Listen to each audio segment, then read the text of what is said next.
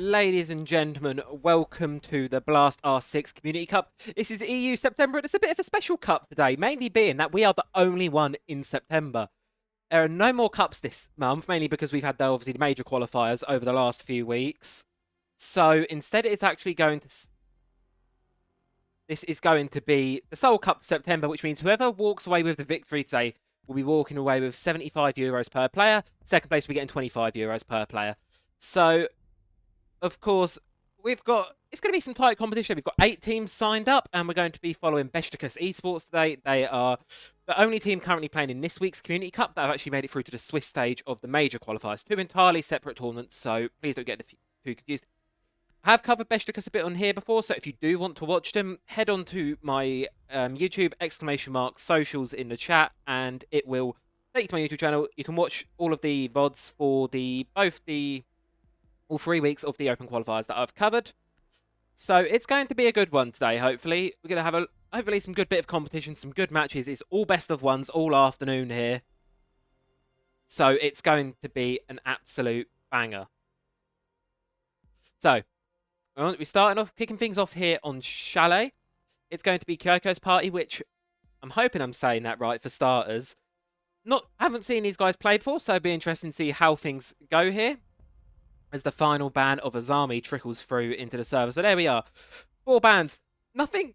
Well, I say nothing out of the ordinary. That Ram ban is certainly a bit different to what I'm used to seeing from the site. Something you don't typically see all that much here on Chalet. So another big interesting point of today is we're going to be heading to Bar Game, and it seems like for our first site, it's actually going to be... that Skopos is now available in play. If you're unfamiliar, the new season launched, but Skopos went into competitive quarantine due to just a few bugs and issues that we were having with the operator, and she's now available in competitive play. So anyone is going to be able to play her. There are no more restrictions on playing Skopos, meaning anyone can hop in and give her a go. So we'll be interested to see how things go on here. Also, I'd like to give this a preemptive one. I'm just going to turn myself down ever so slightly. I've mucked around with the audio slightly, so if anything does sound a bit wrong, sounds a bit out of place, please do let me know. I can adjust the volume as we go, but everything is on a few minutes delay. So, yeah, with that all out of the way, first up, we're starting with the quarterfinal state. Only 8 teams played, so we'll be watching all 3 best of ones here. I believe I am the only community caster doing this today, so I don't know if there are any alternative channels. If there are, I will let you know as the day progresses through. So, now, we focus our eyes on Chalet. Of course, Beşiktaş, they're going into this tournament looking at probably, you know, the top seeds. We're expecting the best performance out of them here. They're the one team that have made it through to the Swiss stage of the Open qualifiers that are playing. Of course, we do have some other teams that did play in the Open qualifiers. Kyaiko's party were not one of them, however. But they will, of course, going to be giving it a best shot today as they start to make their way here. And we start to see library. Likely first point of contact here is going to be Gutter. Stuck here up on the mezzanine position, tucked behind a mirror window. Extremely difficult position to clear here, but a very potent one, an important one for clearing the round. As the work on that gets open. And as you can see down there to the bottom right of your screen, you've got Kyaiko moving in here into the basement. Assisted by Melon, trying to just clear through the basement and push their way up. Likely to try and catch players out in the middle. For now, it's a drone game. Hunt down the players and see if they can find anyone. And there you go. Starting things off in the basement is going to be Shocksaw. SMG-11, shotgun in hand. It's a double kill for him, just like that. And, well, the basement attempt for Kyaiko's party hasn't quite worked out. And now we just look to our 3 players trying to get into library here. It's going to be... Chonky's going to drop down to the site window. It's still close. It's going to be popping a breach and charge on it, and it's likely going to get ripped right open here. You've got the players of Beşiktaş with everything under lock and key. They don't need to give away anything here at this point. They've got a good numbers advantage. Minute and a half left of the round. Jonky is going to be making his way down into the basement to try and see if he can do what his teammates couldn't. Get him through the basement and start putting pressure on the site for below. Followed up here by Nuki. Right, Fang also seeming to be joining his teammates there. All 3 of the players of Kyaiko's party going to be entering into the basement. There's no one from Beşiktaş. I mean, watching it. You still do have Bodo on the back of the staircase, and he could play devil's advocate here. If he hears the one on his left, he may fall. He sees the head and is able to take it clean off there of Shonky. 5 versus 2 now. Minute left on the clock. He's got a choice. He can either continue to contest his position or fall back to site. Instead, he's going to hide on the staircase. Bit of a middle ground. And it's going to have to be players of Kyaiko's party instead. Instead of trying to go up the staircase, they're going to go around the west stairs instead. But position's given away by the Banshee there. And it's going to be a swing from Fiza, who gets dropped. 4 versus 2 now. 45 seconds still on the clock. And, well, Bodov gets a double. And, well, Nuki just left 1 versus 4 now. 40 seconds left. AK-12, good amount to make it happen here, but it's going to be a difficult one. Doesn't seem like there's much intel going. There's no drones. If you cast your eyes to the top right of the scene, you can see there on the economy manager. No drones left, and well, no drones left. Nothing's going to happen. It's going to be Beşiktaş to get the first round in quite a dominant fashion. Move on into round 2 now. Of course, Chalet defense is the favoured side, and there is obviously there's this big part of this game where obviously defense is the favoured, and you do see it a lot more. That defense being favoured in these qualifiers, so it's no surprise here that Beşiktaş, will be taking the first round. Of course, that's their primary site, and they're going to be moving to the wine cellar. Snowmobile, the secondary. See what else they can get cooking, eh? Barely standard operator lineup. Of course, you've got Shoxel on the bandit. Obviously, Tide's been banned out, so you can't use him for that wall denial. So it's going to have to be bandit. Question is, will we see any bandit tricks being played? Now, something that the Goyo may likely be brought here for is you can use the Vulcan canisters to cut off the drone hole, at least from being shot through. Maybe used, may not be used. We'll see how things pan out. And there you go. You can see it right there. Drone hole's been blocked off by the Vulcan canister, so you can't get it quite as an easy shot for it. You'll need to use a grenade or some other piece of utility to clear that one out.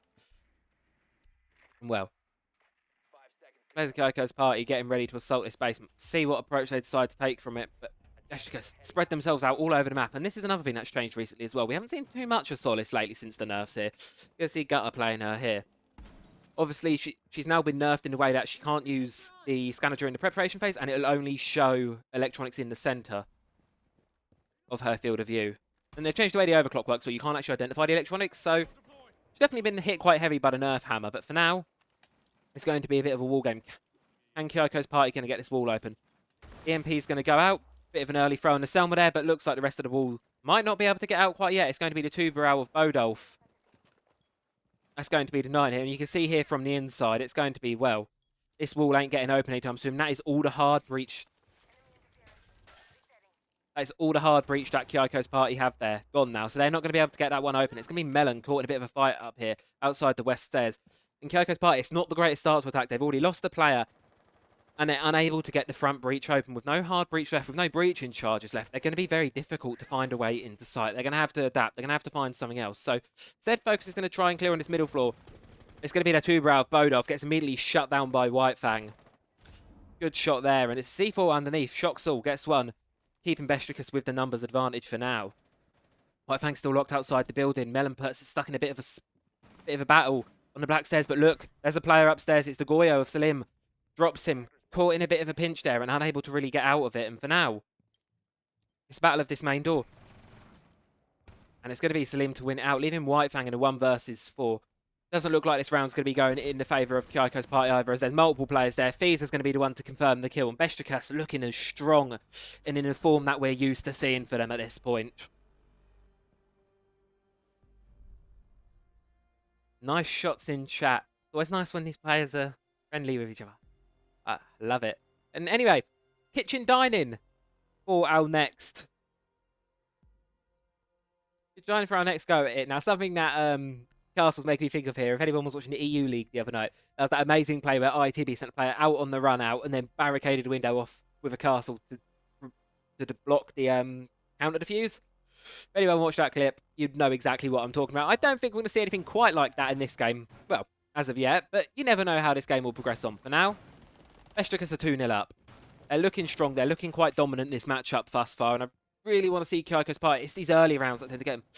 They're definitely getting exit frags later on in the rounds. However, it's these early rounds that are really sort of... They're suffering with the hard breach game. Losing players early on. Both rounds so far, they've lost the player. Lost the player in the opening seconds. And it's cost them dearly. They can't play that trade game. They need to be able to get... They need to get these early rounds going. But for now... Beşiktaş just setting up everything as you'd expect to see here. Nothing crazy out of the ordinary here. Like Kyaiko's party, they're definitely concerned about the roam and the lurking players. They've bought two. They've bought a dedicated roam clear plus 2 flank watch operators in the form of the Nomad and the Gridlock to try and prevent any deep roams from Beşiktaş being successful. And well, they may be right in that notion. You've currently got all players are currently off site at the minute. Beşiktaş having a run around. You've got quite a few on the top floor here. You've got 4 of them, and then you've got Bodolf downstairs. Oh, never mind. He's on his way upstairs now.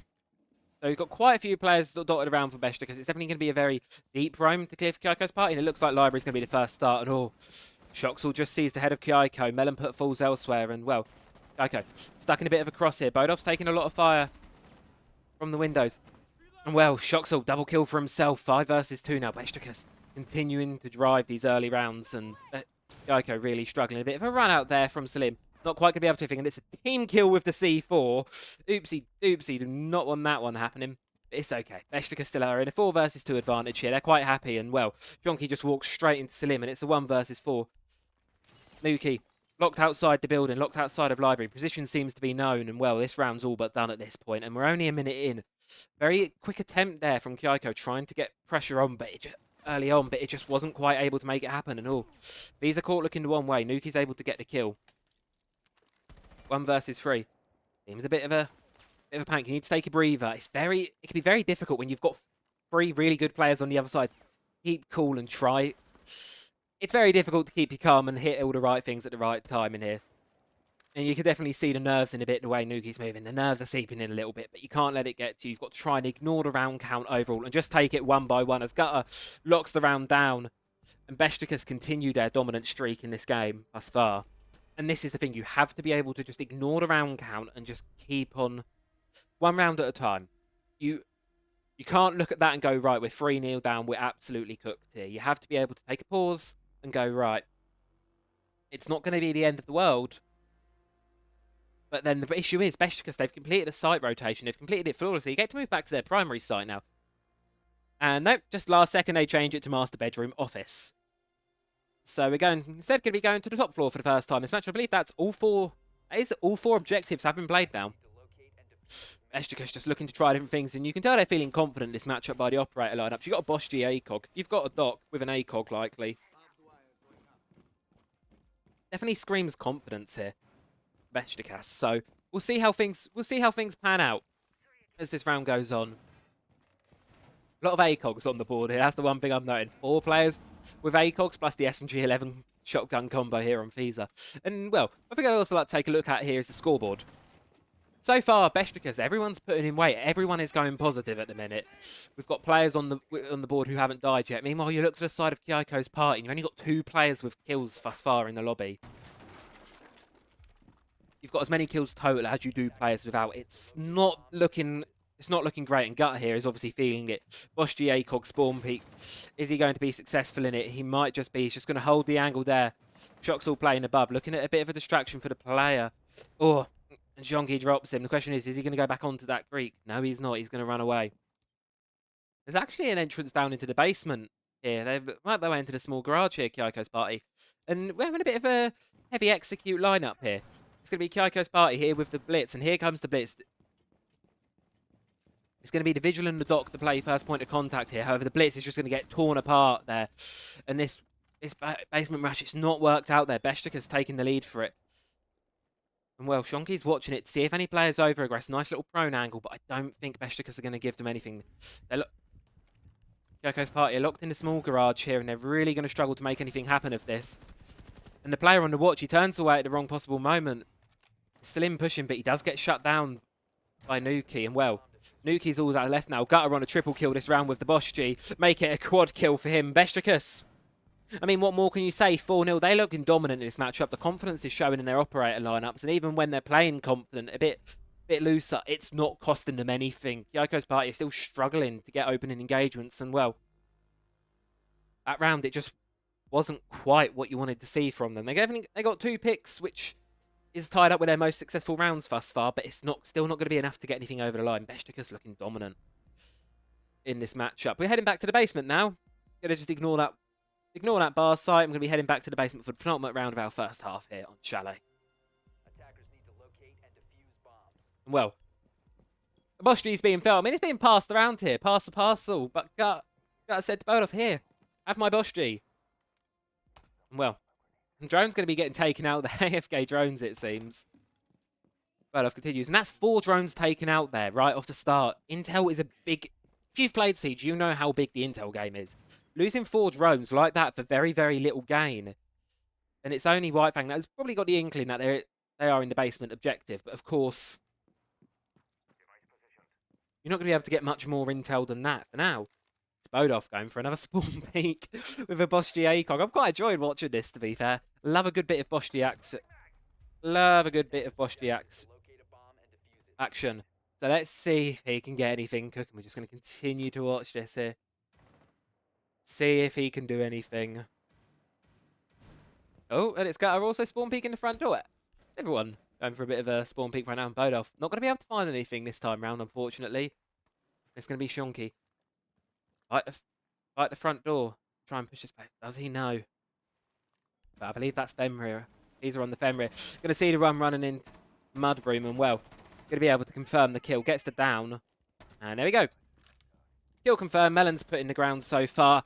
And Beşiktaş already off to a great start in this round. EMP is going to be denied an entrance. An attempt is going to be made on the front entrance and someone may just narrowly be able to dodge the breach there. Yes, it does. Zoto canister not quite able to stop it all. Bandit is taken out, and it was evens for a second, but then Beşiktaş flip it back in their favour and continue to extend it further. It's just White Fang left 1 versus 3 now. Certainly a better round, but it's the Boschy yet again from Bodolf from above. He looks up and he sees the Boschy, and that just spells doom.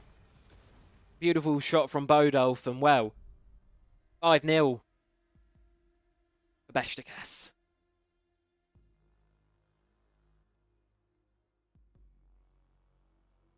Not much more to say on this game thus far. Obviously, Kyaiko's party really, really struggling to get much across the board here. Struggling quite heavily in the opening kills, and there are some mid rounds, but the rounds that they've come closest to winning, they've been very, very messy and scrappy. And well, Beşiktaş, you can tell they're not sticking to the default. And here we go for the first time today. Thank you very much, Shoxall. This is Skopos, everyone. If you have not seen them before, Skopos controls 2 shells. You have an active shell, and you also have a idle shell, which will be somewhere in one of these 2 objective rooms. I can't find it for the life of me. But I assure you there is another robot lying around somewhere in this objective. How Skopos works is they can, here you go, so you can swap between the 2 shells. There you go. So the other shell's tucked away right here. This is what the other shell looks like, and you can just swap between the 2. And just like that, you've now swapped position. Use it to control 2 positions once. Don't mistake it for having 2 lives, however. If you die as the shell you're playing as, so what's called the active shell, that counts as any other operator elimination and you are knocked off the board. So do keep that in mind. It's not quite freebie. There's a bit of friendly fire from underneath there onto the shell. The shells have individual health pools, individual primary and secondary ammo pools, but however, secondary utility is shared between them, so you only get 2 impact grenades. You can swap between them. You've got deployable shield. Really powerful operator, I think, in certain situations, and especially when you want to put a lot of pressure on the team. And I think Beşiktaş have got a good read here onto Kyaiko's party. Oh, narrowly going to miss the player there. I will keep an eye on how this Skopos play fares out as the round goes on. But you can, especially when Kyaiko's party seems to be a team that has struggled with the pressure that Beşiktaş can put on earlier in the round. Skopos seems like a perfect operator for that, and why not take the opportunity to try it out? Melonput's going to get the opening pick for this round. I think that's the 3rd time this has happened now. Second or 3rd time Kyaiko's party have actually been able to get the opening pick in this game so far. And well, here comes Bodolf with Boschy. Watching it, Gar taking a bit of an engagement and actually caught in a very nice little pinch there. Kyaiko's party. They've got a 3 versus 5 now. This could be the opportunity to take one away from Beşiktaş. But they need to continue to play this well or not let it slip through the round. This is the best they've looked so far. And well, Beşiktaş got Selim upstairs on the flank, trying to catch these players. And here comes Shoxall, caught out by the drone. So they're going to know. They're going to know he's there. It's going to be a bit of a brawl between White Fang and Hello. Sees the Skopos, is actually able to shut the Skopos out. Suddenly, Beşiktaş are on the back foot for the first time this game, but Selim answers back. 2 versus 4, make it a 2 versus 3. Double kill for him.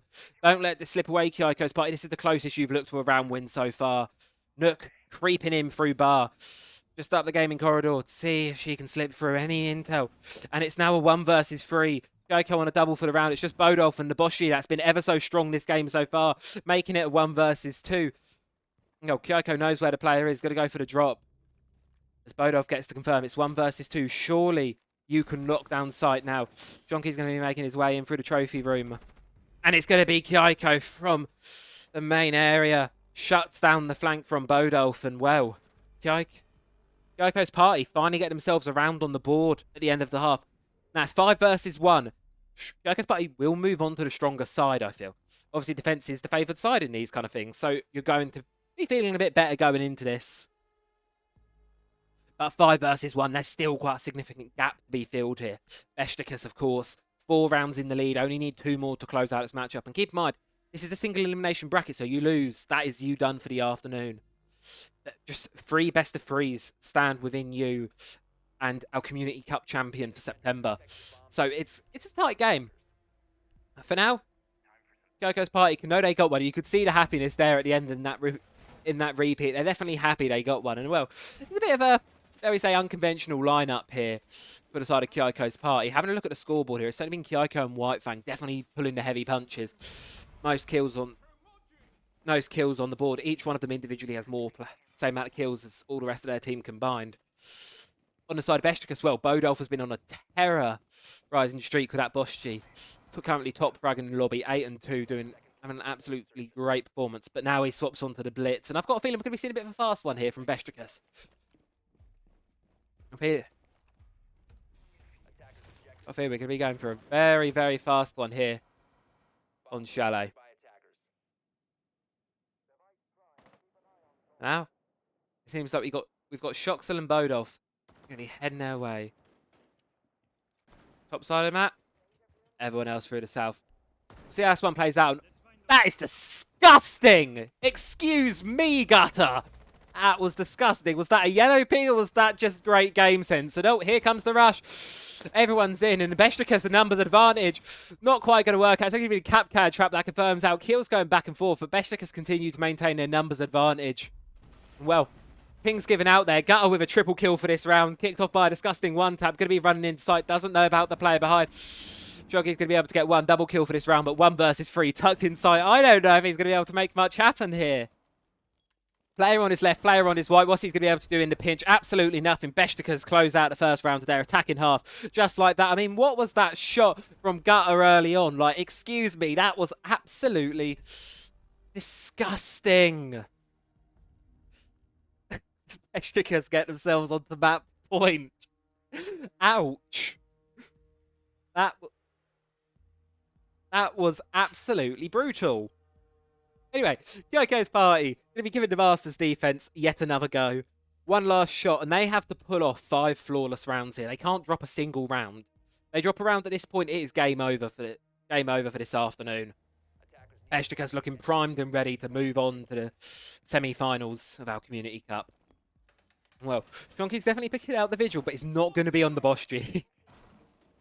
Which is fair enough.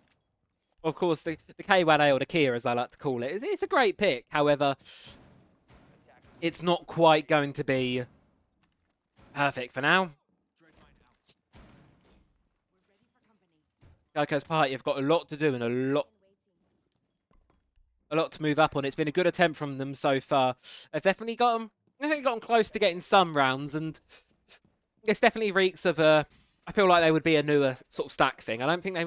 Don't feel like the name's familiar from the major qualifiers. Correct me if they're wrong, they may have played. I will just not have seen them, of course. There's obviously like 64 odd teams each week in the major qualifier, whereas we've only got 8 here. So, of course, everyone's going to be under a lot more focus in the Community Cup when there's a lot less teams to be had. And Nuki, that's a nice little angle onto the main door there, but no one's going to be going that way. Not going to give them anything. Instead, going to be going through Slowmobile here as Kyaiko takes some early damage there in Trophy. Pushed away early on as we head downstairs. It's going to be a blitz and an ace. And, well, Gutter's shut down trying to push through downstairs by Shonky. And yet again, Kyaiko's getting themselves the early pick. See how things fare out. So far, it's just a vigil here in a dining hallway, but completely blinded out by the blitz. It's likely to be total shutdown here. And yes, it is. Salim helps out the blitz there. But enough brought to a sliver of HP. But still, with that blitz running around, you can hear it upstairs. You could likely just ever so faintly, can't quite hear it at a minute.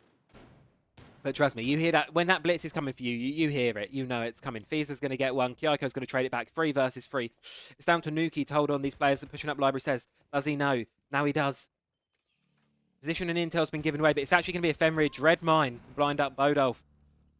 Instead, he's just crept his way into library. He's sneaking away there on the Banshee, and here he comes. Pushing up the mezzanine position here. Nuki's going to get dropped there. Salim, bit of teamwork, and that's just Kyaiko and Melon left. 2 versus 3 to hold off the rest of the game, but the players of Beşiktaş, they're all over the place. They're swarming in. Melon, going to be getting to the bathroom, but there's no one quite round there. It's actually a team kill from Beşiktaş. Okay. And here comes the blitz. Player caught looking the wrong way. Kyaiko shut down. It's just Melon left. 2 versus 1. To lock the game out. You've got a blitz on the other side of that wall. Your position's now known. I mean, a sliver of HP could do it, but it's just going to be Salim with a headshot. And Beşiktaş 7-1. A truly, truly dominant showing from them to close the game out. And well, they're going to be moving themselves to the semi-finals of our Community Cup this week. Continuing the dominant form that we saw in the Open qualifiers. It's not going to be enough for Kyaiko's party to be able to get anything going here. A great attempt from them, however. Definitely looking like a bit of a newer roster. There's essences of greatness there. There's some really good rounds there. And they got entry picks, which was quite good. They got some really good entries to those rounds there. So I think they'll be walking away with that one a bit disheartened. Obviously, you lost 7-1 in that fashion. But you could tell they were happy they got the round. And of course, at the end of the day,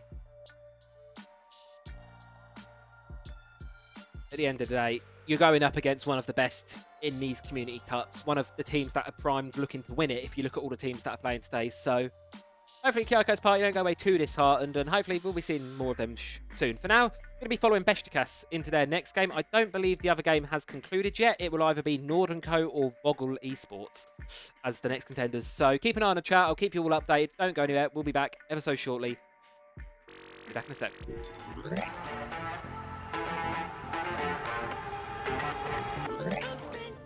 Apologies for the delay on that one, folks. Took a bit longer than anticipated to get everyone into lobby, but we are here with our second game of the afternoon, and that is actually going to be Beşiktaş versus Nord & Co. So it is going to be on the blue side. I think the sides are flipped around from the title and the bracket.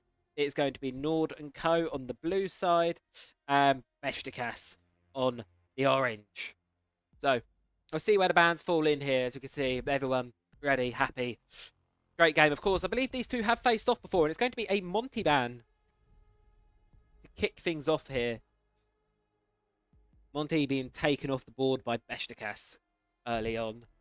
Monty, dominant operator, especially lately in the meta with all of these sort of... It's very potent shields, to say the least. So it's going to... It's not going to surprise me in the slightest that they're going to want to get rid of Monty and the Ying ban from Nord & Co. Funnily enough, we didn't see that ban last game, but saw it brought out to some effect. And then Azami yet again taken off the board here. And if you reach your eyes to the top right of your screen, you can see we're back on Chalet. Second time we're seeing this map today. Don't mind a bit of Chalet, and interestingly enough, Clubhouse is one of these maps, to just talk map VO quickly, and a clash ban from Beşiktaş. Okie dokie. And one of these things that is really interesting for me to see is Clubhouse is normally one of these maps that we see heaps during these open qualifier or these Community Cups. Sorry, we see a hell of a lot of Clubhouse, and well, both matches I've seen so far from Beşiktaş, because it's actually going to be their first ban. Beşiktaş just getting rid of it. Getting rid of it very, very early on. It's their first map. If we take a quick look at the map veto here, as the prep phase is underway, map bans were as follows. Beşiktaş banned out Clubhouse, Nord & Co banned Consulate, Beşiktaş banned Bank, Border was then banned by Nord, Lair was banned by Beşiktaş, Cafe by Nord, Nighthaven by Beşiktaş. The decider between Skyscraper and Chalet. Obviously, we're on Chalet. Nord & Co banned Skyscraper. So it's a bit of an interesting one, certainly, to say the least, and sort of Clubhouse, very standard map for these sort of open cups being banned out by Beşiktaş. Is it not their favourite? Honestly, not entirely sure, but here we go. It seems like the aggressive plays are continuing right where they left off, with Bodolf getting ready for yet another spawn peak really early on. And the tyranny of Blitz continues. Tuscan on the Blitz. Actually, I think is what almost stopped that spawn peak claiming anyone's life there. Instead, of course, Bodolf firing right on into the shield. As well. We we start things as we saw they started on the previous Beşiktaş. They're starting on the defense again, so very likely it's similar to see what we saw last game. Of course, you've got Nordenco, a team that we've seen before. We know they can play quite well in the open qualifiers. At least they played pretty well, so definitely going to be a bit of a challenge for Beşiktaş, and one we'll have to see whether they can overcome. First, of course, standard as always, Gutter on this mezzanine position, playing the Frost. Getting droned out here as the library push from Nordenco comes continued. Grenades are being thrown in. You've got Klesti out here on the Finker LMG. Ready. Make that thing sing. 200 rounds in the magazine, I believe, for that. A lot. First logic bomb comes in, protected by the smoke. Oh, a shot through the smoke by Klesti. But it's all falling apart a little bit. Beşiktaş explode. Fiza and Shoxel get a kill each. And well, suddenly, Beşiktaş find themselves in the driving seat. It's Bodolf with a kill caught from upstairs by Klesti. And well, 2 versus 3. Minute 20 in the round. So very, very quick start to this match here. And well, it's just Hella and Klesti left. 2 versus 3 now. Beşiktaş, you still got Fiza to clear out of Dynamo. The other 2 players, Beşiktaş chilling inside for the time being. Top floor control pretty much secured now for Nordenco. They just need to be able to convert this into something. Of course, they don't have the numbers advantage at the second, so diffuser can be recovered any second now. There you are, diffuser's back. And now it's a question of how do Nordenco want to convert this? How do they want to play the remainder of this round? Just over a minute left now, so time's slowly ticking away, but not quite being pressured by the clock just yet for the offensive team. Just seeing if they can get any freebies, just seeing if they can give any gaps. Of course, Beşiktaş, we know them as one of the best teams in this qualifiers. They're very unlikely to give anything away for free. Bestie could definitely use one of those remaining frag grenades in pocket to make something work. Force the player out of position here and have Hella mop them up as they move. Could be an option here, but for now, they're just going to hold angles, and here he goes. Here likely goes the frag grenade. Player's forced to move, but not going to be able to convert anything for the side of Nordenco. And my concern here is Fiza, because if you drop into the living area, you're very likely going to get mocked up by that MP5 if you're Nordenco. So it's a bit of a pick. How do they want to drop? One flashbang left in pocket, going to be thrown, and well, here comes the drop. Let's see if Nordenco can make this happen. No, they can't. It's Selim to get a kill on Klesti, and well, it's just Hella. Left upstairs in the library, 1 versus 3. 15 seconds left in this round. Seems like a done deal here. Beşiktaş continuing their winning streak on Chalet. And now, Fiza taking shots and a bit of damage. He's actually able to get dropped, but it's going to be Selim to get the trade back and confirm Beşiktaş the first round there. Banning Monty is a national tragedy. Well, shields are strong at the minute. I mean, we've seen so many shields. Like, the previous game, we saw shields bought just over, I think it was over half the rounds. Blitz was bought, and Monty wasn't even banned in the previous game. They're just bringing a lot of blitz. It's a panic pick, I suppose, isn't it? I mean, we take a look at the bans from last map here. It was a Dokkaebi, a Ramkaid, and Nazami. As you may be able to hear me unscrunching my piece of my notes from the bin. So, like the shields, but we also like the unconventional plays. You look for Nordenco's lined up there, and well, Glazer, Grim, and it seems like we're going to have something very, very aggressive coming out here from Nordenco. And just as I say that, we flip round to a bit more of a standard lineup per se. Beşiktaş quite like this Solis pick. Now, obviously, we don't see a lot of her. They're one of the few teams I see who are still bringing her, to be fair. Obviously, after these nerfs, she's not been the most... I wouldn't say she's in the best position right now, but certainly still a very powerful operator. Catch people off guard while they're droning, and well, we're going to see any crazy spawn peaks from Beşiktaş. They did it a lot in the last game, and maybe we'll see some of the same here. And, well, I'll tell you one thing. The reign of these ACOGs will continue. 3 of them being bought here by Beşiktaş. 1 on the Vector, 1 on the TCSG, and 1 on the DMR. AR-1550. That thing hits like a truck. So, Nordenco, they better be watching out for that one. For now, they're going to make their way. Start off with the top floor, work their way down. It's just a Solace up here in Library. You also got Fiza over in Solarium. Hold off the attackers on this top floor. Drone's going to be going out, and Library position's known. Question is, do you fall back or do you try and fight it? Seems like I might be having a little line-up here as well. Players make their way into office, but that's the Solarium player drop, lightly spotted out there by the drone. And suddenly it's Gutter, left upstairs. Position is known, and at this point you've got no choice but to fall back to the first floor, really.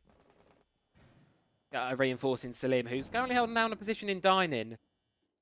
Reinforced wall. Position we saw from the last round, of course, it wasn't quite played from, but it no doubt is a very powerful position that is going to need to be cleared by the attacking team. Gutter just hiding in gaming, looking for the drones, and it's Tuscan. Worked his way onto the library stairs now, pushing in. So he's just going to go straight for the basement. He's going to try it, but it's going to be Gutter to catch him out. Drone just spotting him a little too late there. Beşiktaş get themselves 4-4 now. But floor control's been secured for Nordenco for a little while now. But then they tried to make their push downstairs and it didn't quite work out. As the Boogies, well, they're going to start to make their work through. And the vertical angle, Klesty's going to get the kill onto Bodolf just like that. As Fireplace gets opened up. Snowmobile as well. Going to be wide on opened there. And well, here comes the basement push. Ella's on the staircase, able to get a beautiful shot onto Gutter. 4 versus 2, effectively a 3 versus 2 now.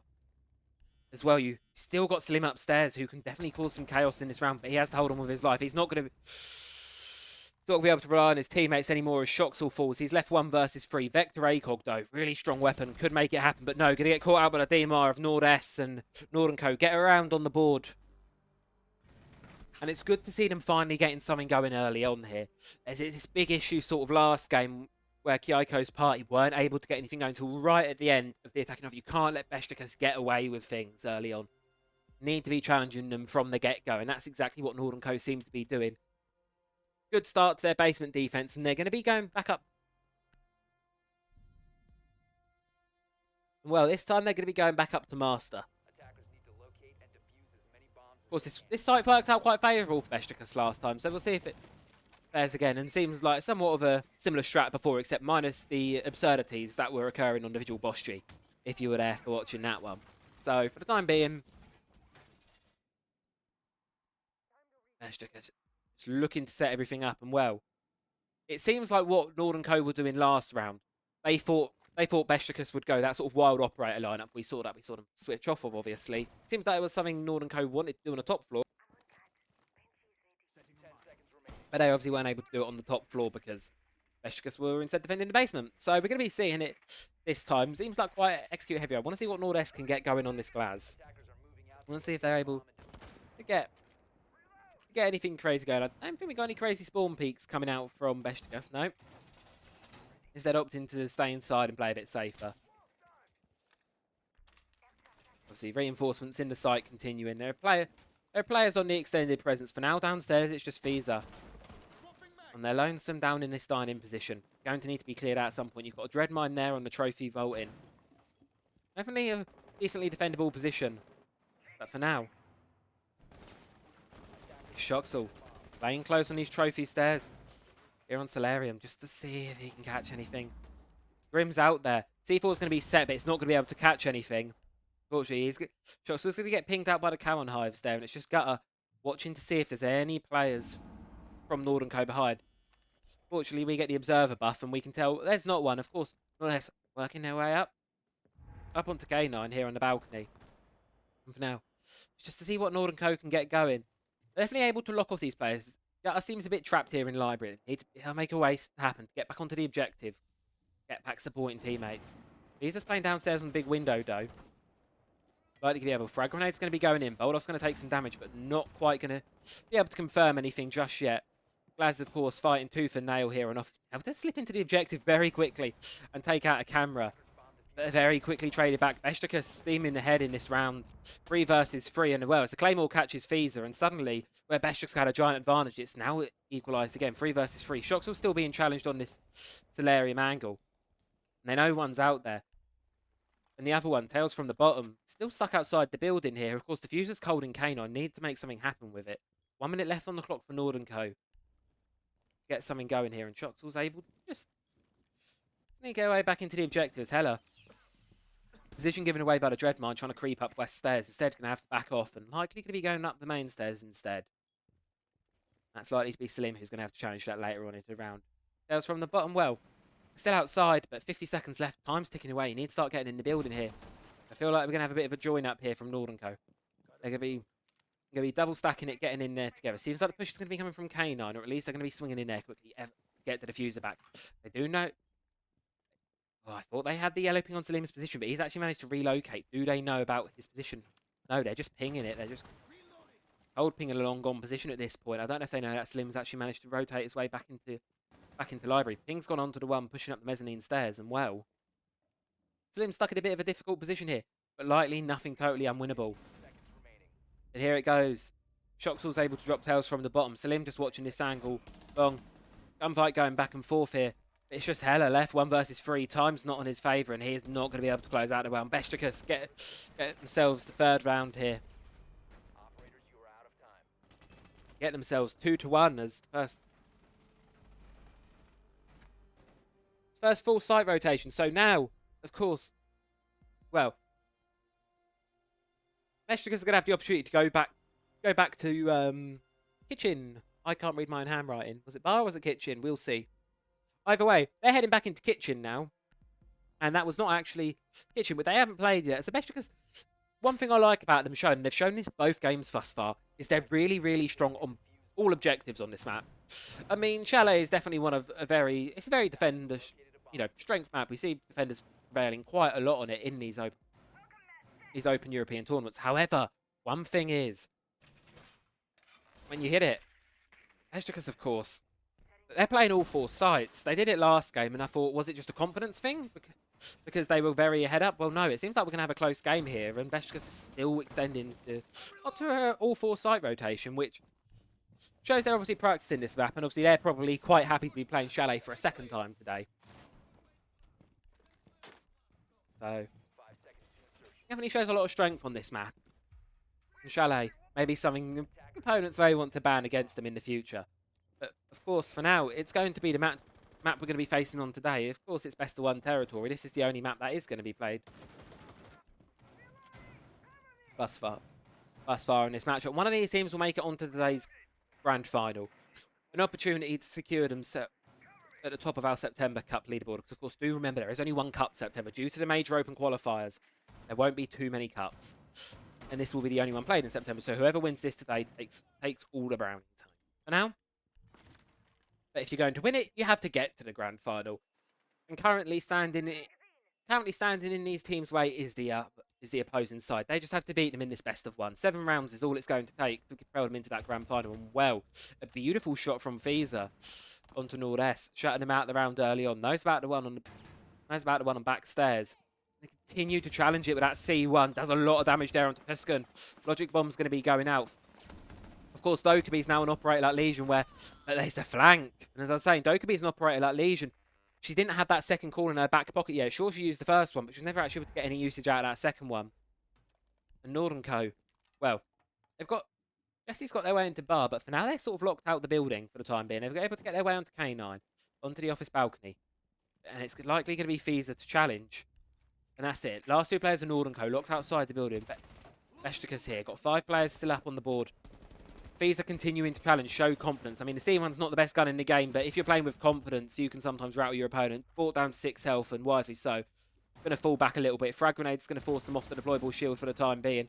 But Fiza's continuing to challenge the angle. Pulls out the shotgun for a close angle, but gets caught out by the DMR on the glass. Beşiktaş drop 1, maybe drop a 2nd, and well. That was a flank that was shut down there very well by Nordenco. They read it. But the last players, Beşiktaş, are going to give them nothing like that. They're just going to hold the angles. They're just going to play on site. You've still got Slim underneath with a C4 in pocket to deny any plants if it does get to that position, which you could see here. Mezzanine wall's going to be open. Smokes could be tossed in an attempt. But no. My brain's going. The site's underneath. They still got to get downstairs. They've still got players upstairs to clear. Mind you, look at this. A beautiful C4. It's going to get 1. It's going to get 2. And well, a beautiful, beautiful C4 there. Beşiktaş able to close the round out just like that. Get it. Bringing the lead out and extending it further. 2 rounds ahead now from the side of Nordenco. Well, objective.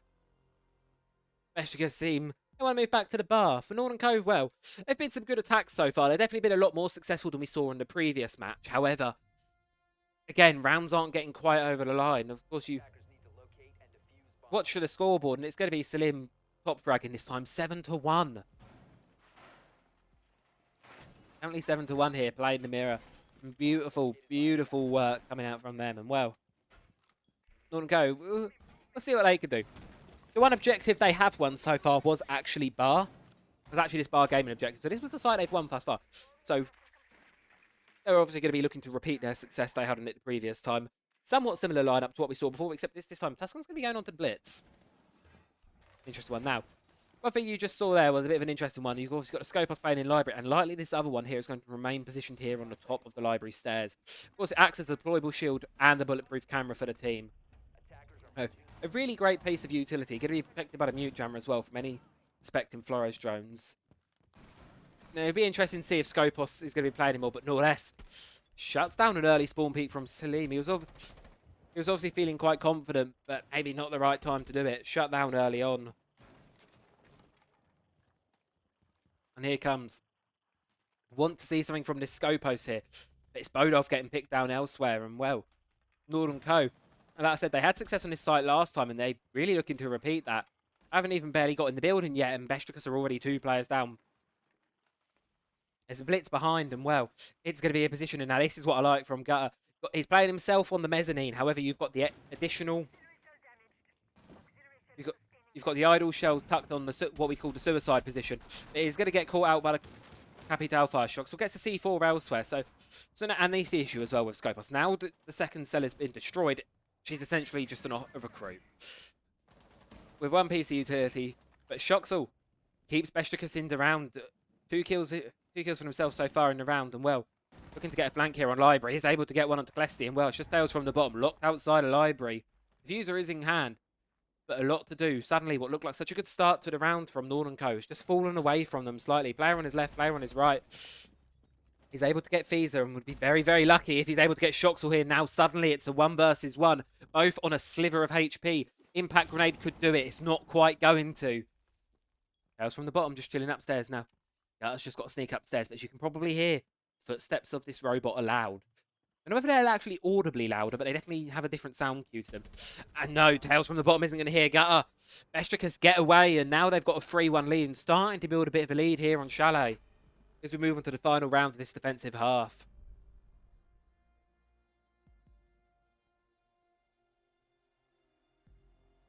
And, well, looks like we're going to be heading to Master for one last time on this half. Of course, Beşiktaş just looking extremely strong, and this is not honestly what we expected from them. As I said, Northern Co, they played in the open qualifiers. They weren't quite successful in making it through to the Swiss stage. Beşiktaş, they made it through in, I believe it was 10th place out of the 16. That made it into... Out of the 16, that made it into the qualifiers. So for now... Of course, we expect Beşiktaş to likely come away with the victory today. They're going to be very, very... Be surprised if we have any other results. But obviously, you never know what can happen. Siege is a game infamously not played on paper. So you never know what can quite happen. Just a quick update on the other side of the bracket. I believe the game started. I'm not sure how long ago it started. I can tell you how long ago the game started. It started about 10 minutes ago, so it's a bit behind us on the other side of the bracket. It is Lotus Knights versus Pacific Esports, Rainbow Six. Lotus Knights Esports was the old Fork Esports core. I believe that's their core. Pacific Esports, name rings a bell. Haven't watched them before, so can't comment much. Of course, the winner of that match will be going straight into the grand final against the winner of this match. No. Just a little update on things there for you. Of course, if you do ! Bracket in chat, it will take you to the bracket. You can see the cup and see how all our teams have been faring. But so far, it's been a very one-sided day thus far. We've had 7-4 victory for Northern Co in their first game, 7-4 victory for Lotus Knights in their first game. However, it's not been... However, everything else has been 7-1, 7-2. It's very, very quick, short, snappy day so far. And speaking of short and snappy, these rounds have been quite quick, to be fair. A lot of picks happening quite early on in them, but maybe not so much the case this time. We're a minute in and nothing quite's happened yet.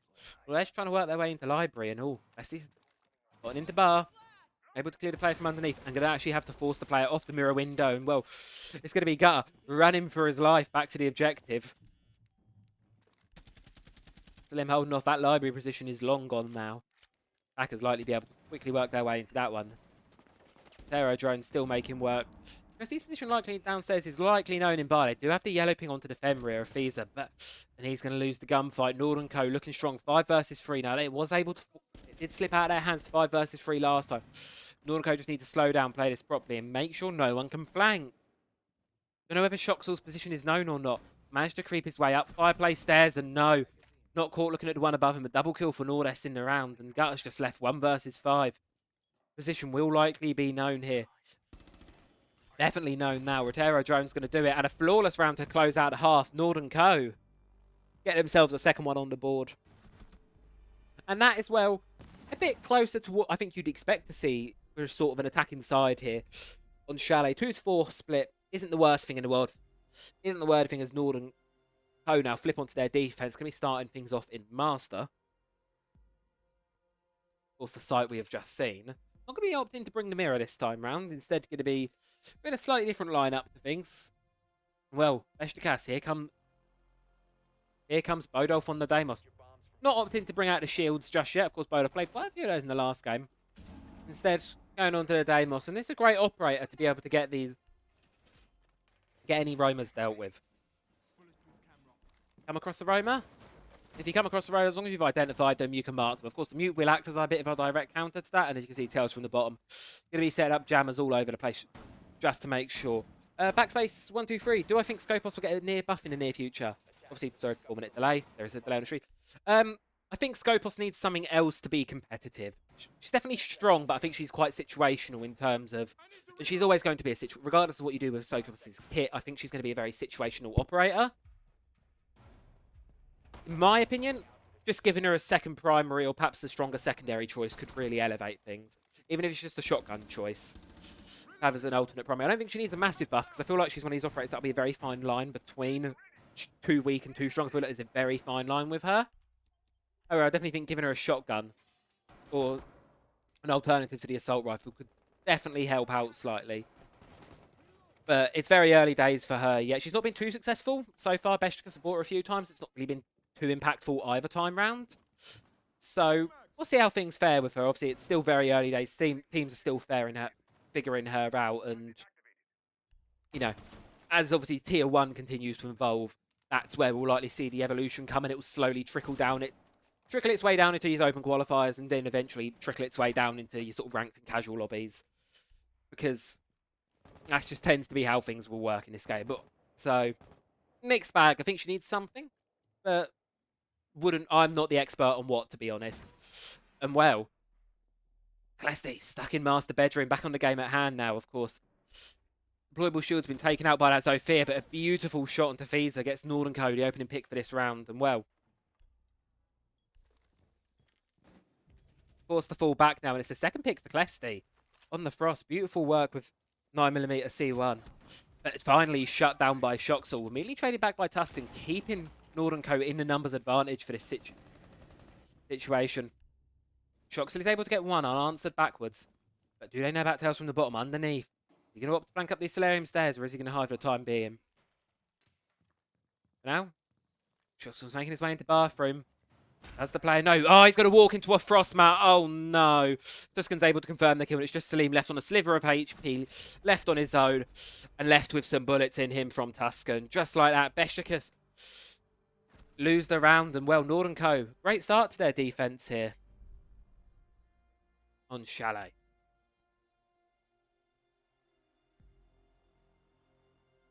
Bar gaming.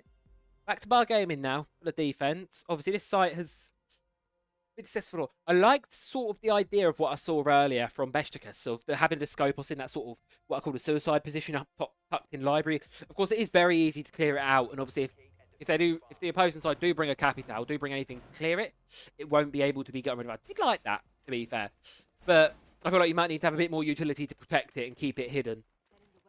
And I don't think it's going to work quite to the same success we saw the clubhouse bathroom. If anyone was watching NAL the other night, what M80 did in the clubhouse bathroom, where you tuck it inside the shower and you can't actually get around to shoot the idle shell. So there's a little tip for you with Skopos. Pop the idle shell in clubhouse bathroom and in the shower, and it's very difficult to shoot. Very, very difficult / impossible to shoot at if you position it right. A little tip for you. Obviously, Skopos talk aside, Northern Co looked really good that first round of defense and likely looking to level things up here. Beşiktaş, of course, here come the shields, here comes Gutter, playing the blitz. Saw them use the blitz to some quite good effect last time, and well, Salim's on the Lion. Not quite sure if the UI is 100% sure on that yet, but we could definitely tell you that is definitely a Lion pick. We'll see how things fare out. For now, early days yet. Likely to be this player on mezzanine. It's going to be Tuscan. Held here, up on mezzanine behind the mirror window. Be first point of contact. You also have one on the far side. You've got Klesti playing the back stairs as well. Two players in Northern Co holding this top floor site. One of them is going to be droned out, and likely the entrance is going to be made. And, well, any second now, the blitz of Gutter is going to be hopping straight in. Drones going in. Make sure there's no one. Make sure there's no one tucked hiding in the crevices of Library itself. That, of course, Beşiktaş are going to have to be mindful of below. C4s. I believe there's going to be 2 in the pockets. Beşiktaş, but that is unlucky. ADS isn't quite able to get a sightline onto the grenade and destroys the deployable shield. Some good shooting from Shoxel as well, able to reduce Klesty's health, and bit of a miss throw on the second grenade there. Line scan's going to be going out, and likely any second now, Rush is going to come in. And it seems like getting primed and ready for something to happen here for Beşiktaş. They're just looking for an opening. Here comes the blitz. In he goes. It's likely to be Tuscan on the first point of contact. Not quite blinded by one, but luckily enough, you've got a teammate behind. Shoxel confirms the kill. It's a double kill, actually. Double kill for Gutter, and well, Beşiktaş getting themselves a good start to this round and continuing to extend it further. Triple kill for Shoxel.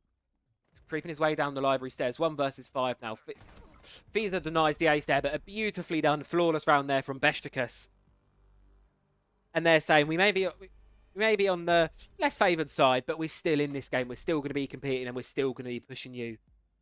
Northern Co got it close there. However, it wasn't quite enough to get it over the line, and Beşiktaş, well, they're 1 round away from a match point. Heading to kitchen dining now. Echo being bought out for the first time this game. I think so. Actually, the gun can be nerfed. Yeah. Skopos' gun is really strong. That is the other thing. The one a secondary option I think I like. I mean, I'm more of a shotgun player myself. On the defense, I quite like the shotguns, so the assault rifle's not my personal cup of tea, in all honesty. Obviously. So, it's preferential. There's a lot of different balancing sort of levers they can pull with Skopos, and it will be a case of what happens in the future with her. For now, and obviously, it was earlier. It's like we didn't see much Deimos when he first came into play. If I'm remembering right, it took a month or 2 before everyone started playing Deimos. Obviously, I know we had a giant off season, like a month after Deimos release, but I don't remember him being as prevalent as he is now. I'd say he's a fairly popular, quite prevalent operator at the minute. I don't remember that being like that when he first released and was first brought into things. So for now, of course, we had our eyes back onto the game at hand. Well, it's going to be a very nice little aggressive angle there from Klesty on a spawn peak. Not quite able to get anything from it yet. Just waiting to see if anyone crosses his crosshairs. But no, that is going to happen so far. It's going to be flicking through here. Got a decent extended hold here from Hold and well. Klesty. I believe that's Klesty. Mid-game Twitch. Oh no, not mid-game. That's 30 minutes ago. My feed's just glitching. Never mind. I was like, we're following mid-game. No. I'd like to confirm that is not a mid-game follow. That is from 30 minutes ago during the intermission. And well, speaking of intermission, Tails from the bottom is going to have to take a small intermission. It seems like Tuscan's going to be joining. Drop down and hold on. Might get something from the C4 here. No, Shoxel hears the sound cue and backs off just in time. But it's still going to be Klesty to get the kill. And well, things are falling apart a bit for Beşiktaş in the chaos of it all. They're walking away 2 versus 3 disadvantage now. Players are split. Position of Salim is known. Position of Gutter is likely also to be known. And beautiful shot there from Salim. Levels things back up. 2 versus 2. Very early on, very quick as this game has continued to be. And well, we're barely even halfway through the round and there's 4 players left in the lobby. Make that 3 players. Triple kill from Nordes. Some beautiful work from them. Low's where the last player is. Surely this is a done deal by now for Northern Co. They just need to hold on to this one. Not give anything to Slim, who's normally doing really well. 8-4. 8-4 on the gun. Top of the score. Second place in the scoreboard for his team. So for now, it's just a pause. It's just a wait. But Northern Co. Seems like Nordes was thinking about going hunting, but gonna think better of it. Go back to the site. Likely to have the intel where this last player's heading on for now. And Salim's just going to look for a freebie. Gets one onto Nordes. And well, 1 versus 1 now. Hella and Salim. Left to duel it out. And it's going to be Salim to clutch up the 1v2 for Beşiktaş and push them on to match point. Well, Northern Co were able to string 2 rounds together around the half flipping point. However, it just so far the attack. defenses haven't quite worked out for them. And the thing is, they're getting a numbers advantage. It's just they're not able to hold on to them for long. Beşiktaş are able to answer back, and it seems like they've got an answer to everything thus far. Being able to very, very quickly bite back and get something.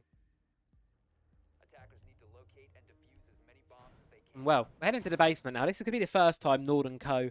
are going to be defending this one. See what they can do. See if they can get anything on it. For now, of course, well, they're gonna have to hold it. They've got to get 3 rounds here to push us to an overtime. Yeah, and it's a fairly standard lineup for a basement defense. Of course, Tubrow's been really strong on denying the wall for this one. And waving around. Now, one thing I do want to talk about is Shoxall. On an absolute tear this game, currently going 11-5. Good, and Salim also 10-4 now after clutching up that 1v2.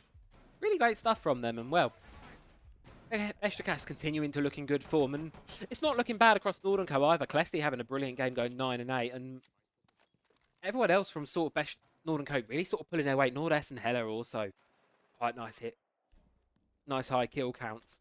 It's just as I say, sort of been getting those late rounds over the line. That tends to be the issue for them. They get the opening, but sort of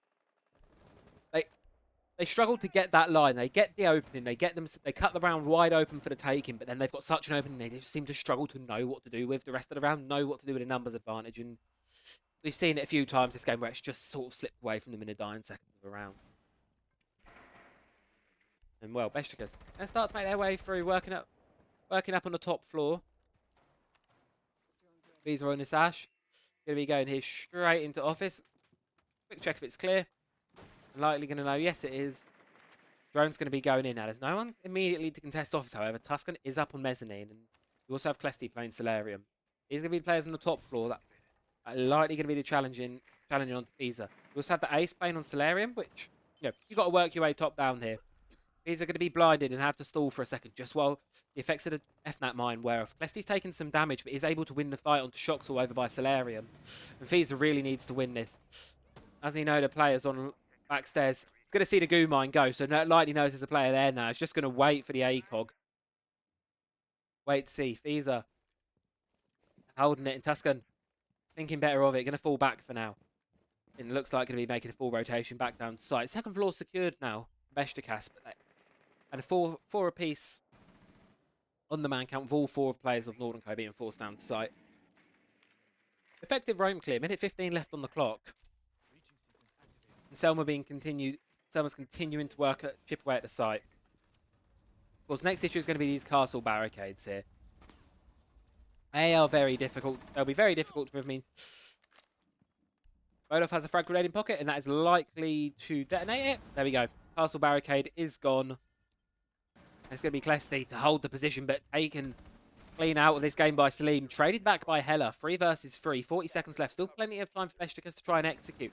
And I think with all attention focused onto Boiler side, do they know about Fisa's being above? Do they know that Fisa was going to drop the hatch any second? Because if Nord and Co don't, he could definitely play something here. And there you go. In the chaos, he's going to slip straight into barrels.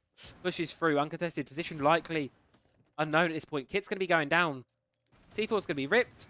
Going to be tossed, and it's able to be a double kill. Tails from the bottom when he's needed most. It's got a left 1 versus 3, unable to do anything. And well, Nord and Co, a beautiful C4. Keep them in the game, fighting on just that tad bit longer. 2 more rounds needed for overtime from Nord and Co. Beşiktaş just need to get one of them to get themselves a regulation win. So far, this is obviously quite a short game today. Beşiktaş obviously have not been tested thus far. This first game being a 7-1, quite a quick closeout for now. Of course, they're being tested a bit more here. And that was a very, very solid defense from the side of Nord and Co. However, they weren't quite able to lock it out. Instead, well, they were quite able to lock it out, actually, Nord and Co. Obviously, just about there. Beautiful, beautiful C4 from Tails from the bottom. He's had a bit of a quiet game thus far. But then steps up when they're needed most by the team. And that's, you know, those Tails from the bottom.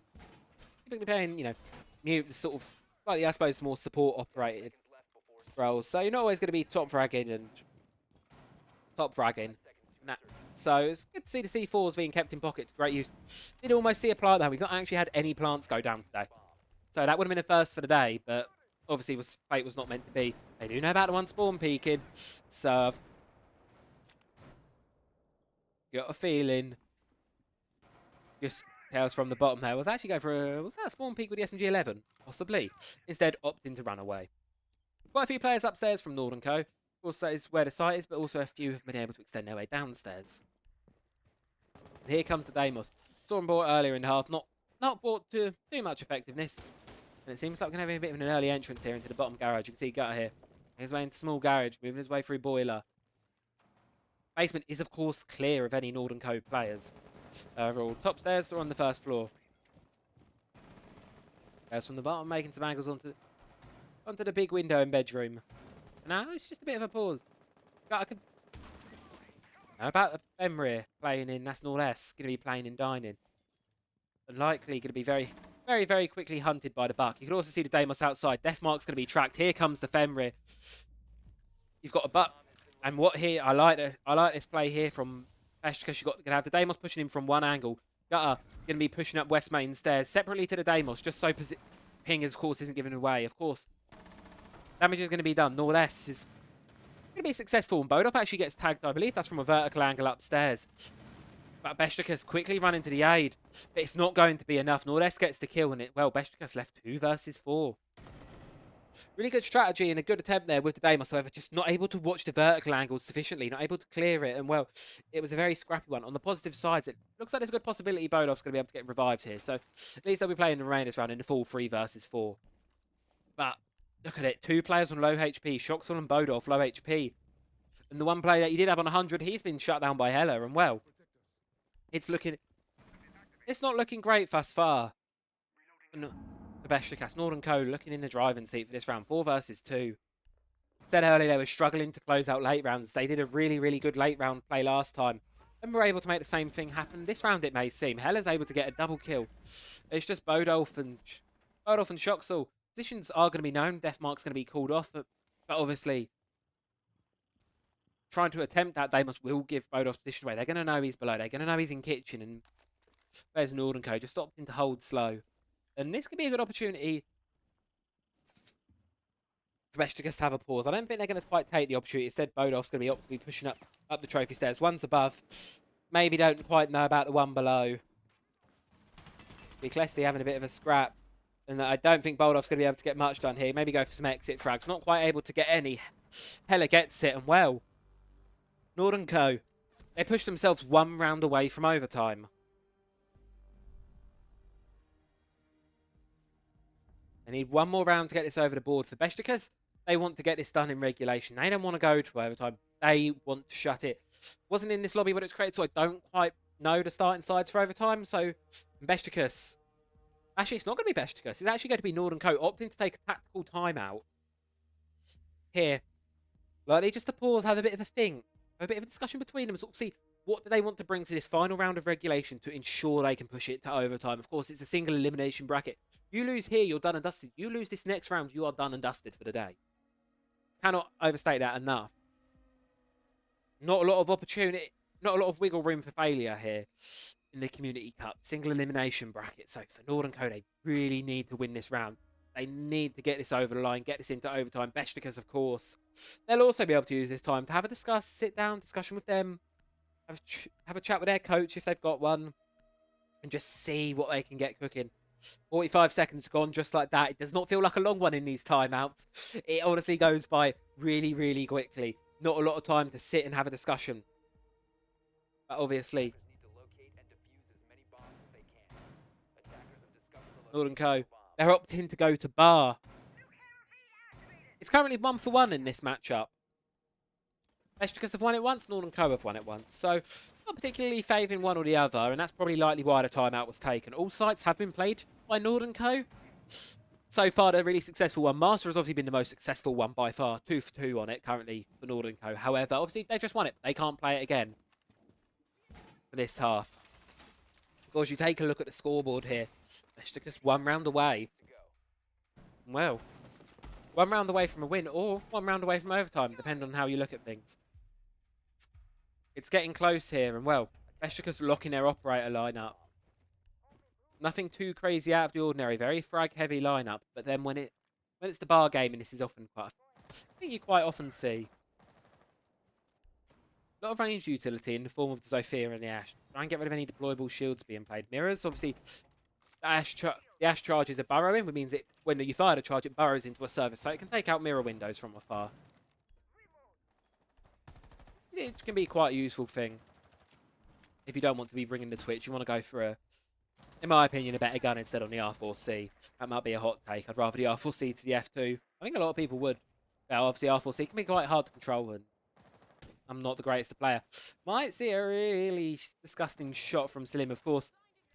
Pay attention to exclamation mark socials. I'm going to plug those again. You'll see a beautiful shot from, I believe it was Gutter in the last game online, from this pretty much exact same angle onto one in Library.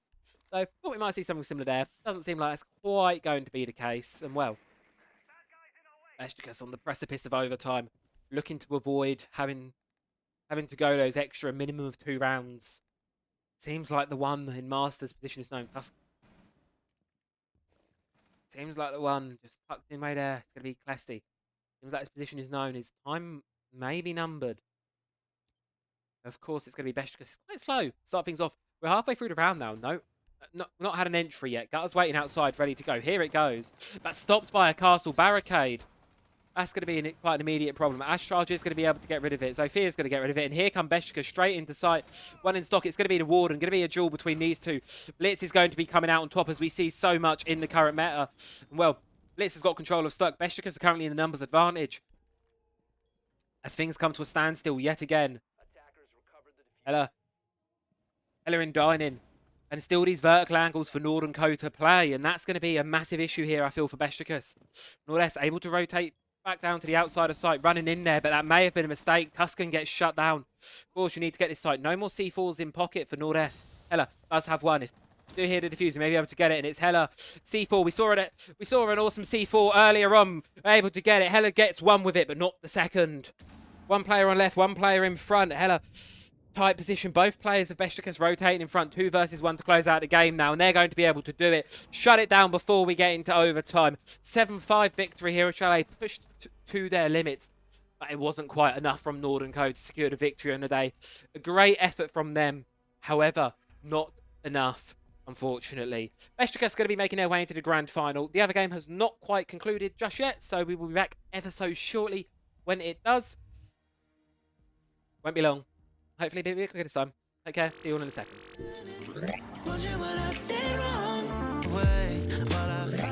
And there we are. We are live. Had to restart. Quick pre-warning. We're on DirectX 12 because DirectX 11 was just causing me all sorts of issues. So hopefully we've got game sound now. That should be a fingers crossed. I did sort that in the break, so hopefully it's decided to stay. It's also decided to put Discord overlay back on this, which is obviously really incredibly helpful. So anyway, we're live now. Hopefully DirectX 12 isn't too laggy. We will have to see how things go on. Of course, it's our grand final of the day. Lotus Knights versus the Beşiktaş Esports. Lotus Knights having an absolutely dominant performance so far through today. With, of course, them taking the first game 7-1 and then the second game 7-5. So pushed right to the brink of regulation in the previous game. But it wasn't quite enough for Nord and Co to get it over the line and seat themselves in the grand final. Flip side of the table, Lotus Knights Esports, they've had a bit more of a balanced go at things today. 7-4 and then 7-3. So they've not been pushed, but they've also not had any very, very quick games either. So it'll be interesting to see how these two teams face up against each other. Of course, Skyscraper for our final map of the day. And another thing that really interested me was actually the map veto for this one. Earlier today, if you're here for the start of the Chalet game, I mentioned that Beşiktaş always banned Clubhouse very, very early on in the map veto. And it was actually the decider left up for this map. Of course, they didn't have... Of course, we're not there in the end, but it was actually the decider that Beşiktaş themselves chose between Clubhouse and Skyscraper. So, just a bit of information for you all there. First time on Skyscraper casting myself, so looking forward to getting into it. Lair was left out very open. Still not been able to cast Lair, but Fontaine has been left open. It was banned last game, Beşiktaş. I don't know I don't know how they felt about it, but obviously they wanted to use it because we're going straight on for the Monty pick, Shoxall. And we're going to karaoke. Karaoke tea room, right. Let's see. Oh, this seems to be slowly. May have, so what I've read about DirectX 12 is it caches mid-game, which simplify it would essentially mean the first few rounds may have a couple of frame drops, bit of lag spikes here and there, but it should calm itself down, hopefully. Obviously, unfortunately, DirectX 11 just was not having it for me, so on the positive side, we've got games out now. So I'm going to take the positives and the wins where we can get them. Obviously, I'm just going to turn the game down ever so slightly. Please do let me know if there are any issues with sound and I can tweak things around. So we'll see how things fare off, of course.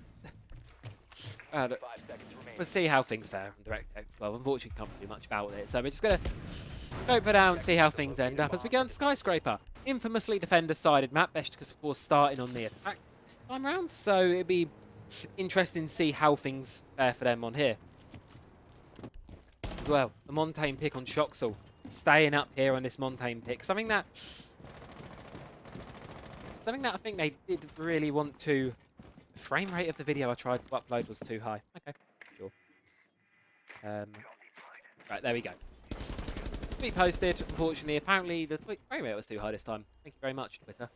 So, anyway, Lotus Knights. We spectated these guys before. Flashback to my first time casting the Community Cup. It was these guys. They were under 4K Esports at the time. But they had a great time during that qualifier, pulling up some absolutely amazing games and some really amazing plays. So, expecting a lot from this matchup, hopefully. We're going to go all the way. May just creep into overtime. This one, of course, the previous match didn't quite go all the way into overtime. But we're almost there. It's pressure well on this black stairs. It's Gutter. Oh, there's a shield behind one, and I don't think he's quite been heard. Gutter himself does get dropped, but the Montaigne's forcing Bombi out of position. Elsewhere, Bodolf does get a pick. But for now, black stairs is kept under lock and keys. Toxic Babes from Rafa, keeping the Beşiktaş out of that position. Of course, minute 42, so still plenty of time to be played with here. And oh, this is a lovely little vertical handle here from Shurton. Is it Shurton or is it... Hold on. Let's refer back to the Community Cup page. Let's see here. It is Shurton. Okay. We'll go with Shurton. Obviously, it's Shurton on this. A little vertical angle there, but oh, beautiful pick from Fiza onto Bombi. Elsewhere, Dano falls to Bodolf. Currently a double kill for himself on this round from the karaoke window. Well, Toxic Babe's going to buy them a bit on the side of Lotus Knights, just a bit more time, but Beşiktaş are continuing to make pressure on towards site. Shoxall's getting a diffuser down now. First time for today, and it actually looks like it's going to be stuck this time. Both defenders stuck in. Last one remaining, that's just Shurton. Stuck in T-room, able to get one onto the top of Black Stairs, but with a Monty, a Grim and a Deimos on the board, it's looking unlikely. He's able to get a double kill for himself now, but with the shield in his face, he's unlikely to get anything else for it, and there you go. Shoxall closes it out. Beşiktaş get the first round on Skyscraper. And there was actually a plant that time from the attacking team. That's the first one we've seen all day. Currently third best of one now. That is the first plant we've had all day. So, take that what you will. Lotus Knights not quite happy with how that one went out. But they think they can make it happen. They're going to go back up to T-Karaoke. Give it a second attempt. And to be fair, I think the pressure onto Black Stairs works really well, but there was just, I think there was too much emphasis on there. And the push from the karaoke window, players got picked off twice there from Bodolf from karaoke window. And as well, there were the players pushing in from the Geisha side of things as well. That really just caused problems for Lotus Knights to be able to hold on. And what you ended up with is them just being unable to hold on later into the round. For now, it's early days on Skyscraper. Of course, it's a bit more of a defender-sided map, as I've mentioned a bit earlier. So, looking at these things, we should be seeing Lotus Knights coming away with a positive side this split. So, we'll see how things fare on. Beşiktaş looking to continue the same sort of strategies they did before. Very, very similar operator lineup as to what was bought in the first round. Still likely going to be relying on Montaigne to apply a lot of pressure to these defenders. So, we'll see how it fares. Of course.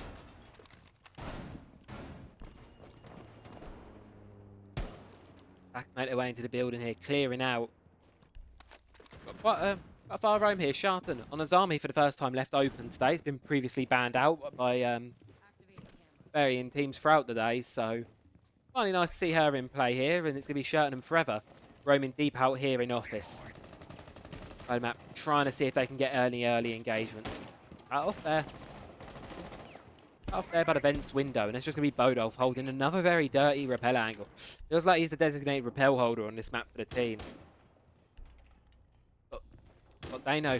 And it's made his way over up to VIP to go and play small wall. See if he can get it. And Jern's going to get pinged out by Lion and these are unlucky shot. But Shurton with a double.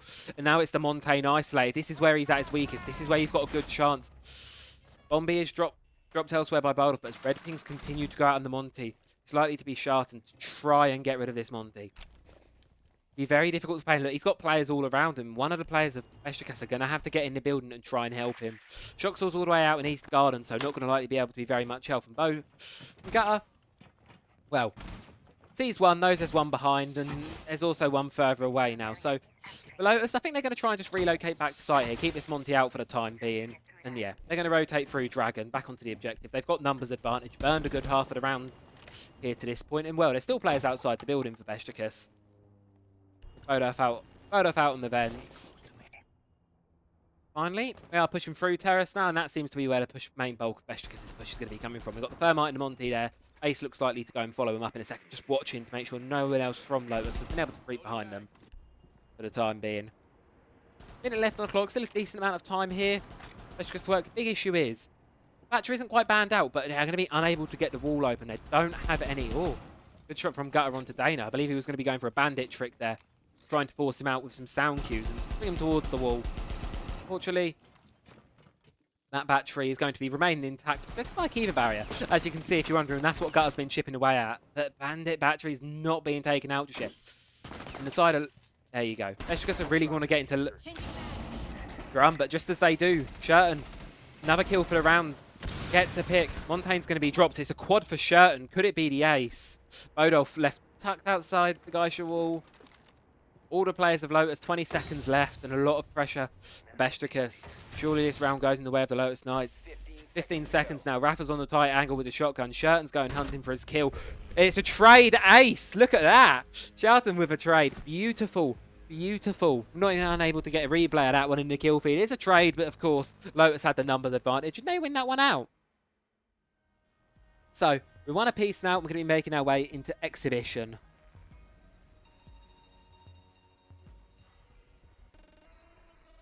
Into Exhibition. Beşiktaş continuing on with the Montaigne. And Lotus, well, Azami, of course, being a mainstay in this lineup, it seems, and she did really good effect there. You saw able to box the Montaigne here off into office, which was able to give the defenders that were roaming a retreat.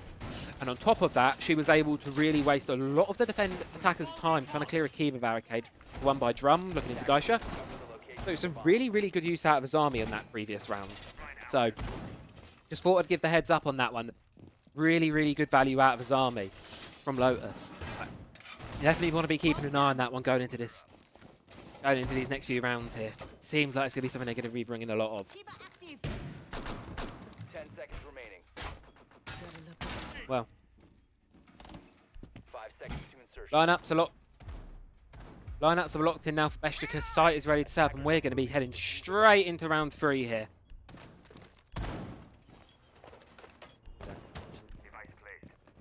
This is the round where I feel like some lead will be started. We're going to start to see some leads here. Of course, top floor sites being prepared. VIP wall, and well, Beşiktaş aren't going to let the same thing happen in person. Really struggled to get the wall open last time because of the bandit battery, not letting the same mistakes happen. Instead, this time, going to be bringing a Thatcher. Thermite, Thatcher, going to get you getting the wall open. Any second now, likely. Be trying to clear the bandit underneath from the vertical. There you go. Make it very, very difficult to go for the bandit trick. And, well, Dano's not going to be able to quite get away with it. Stunned out, forced out of position. And, well, VIP wall's going to be getting open. Good start from Beşiktaş still around here. Now looking likely for an opening pick. Dano, still under effect by the EMP. Got no crosshair. I'll have that back any second now. And, well, things have stalled out here. Minute gone by now. Decent progress made by Beşiktaş. Of course, it's now just a case of how much further can they start. Fees up into bathroom. As the rest of the players, Beşiktaş seem to be moving around down the back of the map by stock, moving their way up to Geisha, and that seems to likely be a point of entrance here. Other exothermic is going to be going onto the Geisha wall. Not reinforced or bandit. Actually, this time, nice and easy. Getting open. Drone's going to be going in, and well, Truxel on the Montaigne. Like, looks like going to be pressuring Dragon. And, well, I feel like they know this player's back on Black Stairs. It's going to be the Warden. It's going to be the Warden on Bombi. The Monty pushes forwards and doesn't know exactly what's going to happen. Beautiful shot from Bombi. Is immediately traded back by Fiza, however. But the Monty, big part of Beşiktaş's strategy, taken out early on in the round. Under halfway to go now. Azami continuing to provide utility for the defensive team. No, if you look down at the bottom there, no more impact grenades for Dofir. She won't be able to get that here, but she'll have to shoot it through. Just going to waste more time for the offensive side. But numbers advantage does swing back in the way of Beşiktaş, of course. Making good progress across the map now. And oh, a beautiful long shot there from Bodolf. Putting Beşiktaş in the numbers advantage for this one. It's just Dano and Forever left. C4 still is in pocket for Dano, however. He's able to get a kill onto Gut. Here goes the C4. Grenade in exchange for a C4. Grenade's going to get one. C4's also going to get one. A good exchange. No. Nice to see the players being friendly with trading with one another. But speaking of trades, 1 versus 1 left now. 30 seconds. Forever on a sliver of HP. Salim getting red pinged out. And I don't think there's any intel here for the side of Beşiktaş. They're not going to know where this last player of Lotus is. And surely this could be round ender. 20 seconds left. He's looking the wrong way. He's not sure where Forever is. At least Forever has the idea where this lion is going to be coming from. Time's tickling away. 15 seconds. You ain't got time to drone here, Salim. You're going to have to push in. You're going to have to get something going now. Forced to push in sight. Has the Inkling ones in display, but not sure. Going to be forced to push. Looking the wrong way, and it's going to be Forever to get it out. And Lotus Knights secure a 3rd round. And push themselves into the lead here on Skyscraper. One first I do want to really prove credit out is I believe that actually is, hoping that is actually Bodolf's mum. Thank you very much for being in the stream and loving the support for Bodolf and all of the rest of the Beşiktaş gang here. Loving it. Love to see the support of the fans and the fans and especially the parents of the players in the stream. Love it. Absolutely love it. So massive shout out to you, Bodolf's mum. And FM Abby as well. Also, happy birthday! Saw that earlier on Twitter. Posted that. Happy birthday to you, mate. Hope you're having a wonderful day. Enjoying a Saturday afternoon of some Siege. Hopefully, we can have a bit of a nice close match to end out the day. Hopefully. And as I say, hopefully, it's a nice close game. As well. Lotus Knights taking the lead early on here. Got the first. Lost out the first round, but have been able to get the previous 2.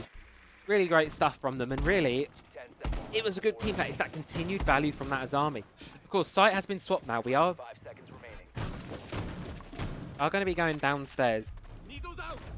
Downstairs into barbecue. So, Azami's not going to be brought on the board this time. It's causing a lot of problems for Beşiktaş because I'm interested to see how Lotus Knights fare without her on the table. Of course, it may have been the reason why she was banned out so much throughout the day. Of course, Beşiktaş did ban her out in one, maybe both of the matches. Possibly, can't remember the first one. I know in the second one it's Beşiktaş that did the ban. So, it's definitely a problematic one, and especially with Lotus Knights banning Flores, an operator who's very, very strong against Azami.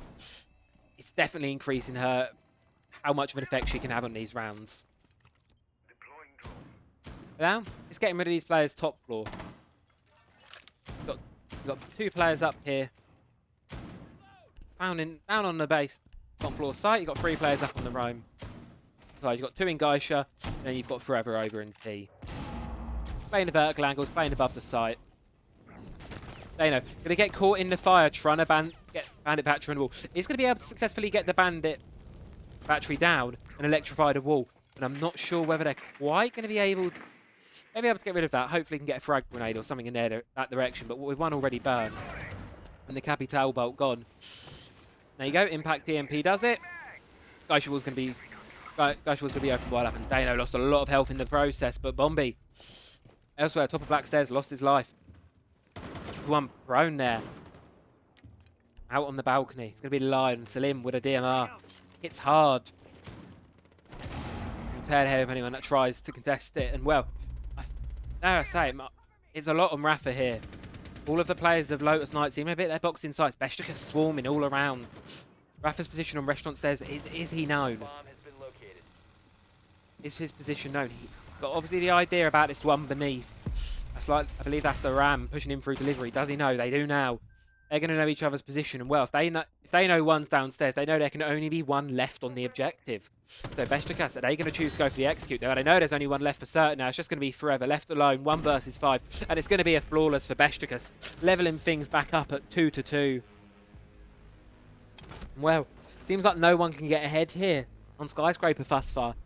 All things are level, as we love to see. Of course, as I say, Skyscraper, typically speaking, it's quite a defender-sided map. Very much, obviously, very much favouring the defense. Really strong sights on this map. So when you look to Lotus Knights, you're gonna want them to be taking the advantage here. But of course, at the end of the day, as is always said, it's a game of separate halves. Not always how games are played. And Siege, my favourites is Siege is not played on paper. Siege is one of these games where anything can happen in the server. You can have the most one-sided matchup on paper. Team results say one thing. It doesn't always quite pan out that way. So I bring it up again, you know. Just because Skyscraper is typically defender-sided doesn't always mean that's going to be the case. Of course. And so far, it's not proven to be. Things are even between these two teams. 2 for 2 so far. No one really extending out beyond. And you look to the scoreboard, well, Sharton, he's definitely had a really, really good game. A really, really good play from him. I believe it was in round 3. Really, really good work from him there earlier on in the match. But so far, everyone is doing a decent job so far. Lotus Knights, a couple of players towards the bottom of the scoreboard are definitely struggling a little bit in the frag department.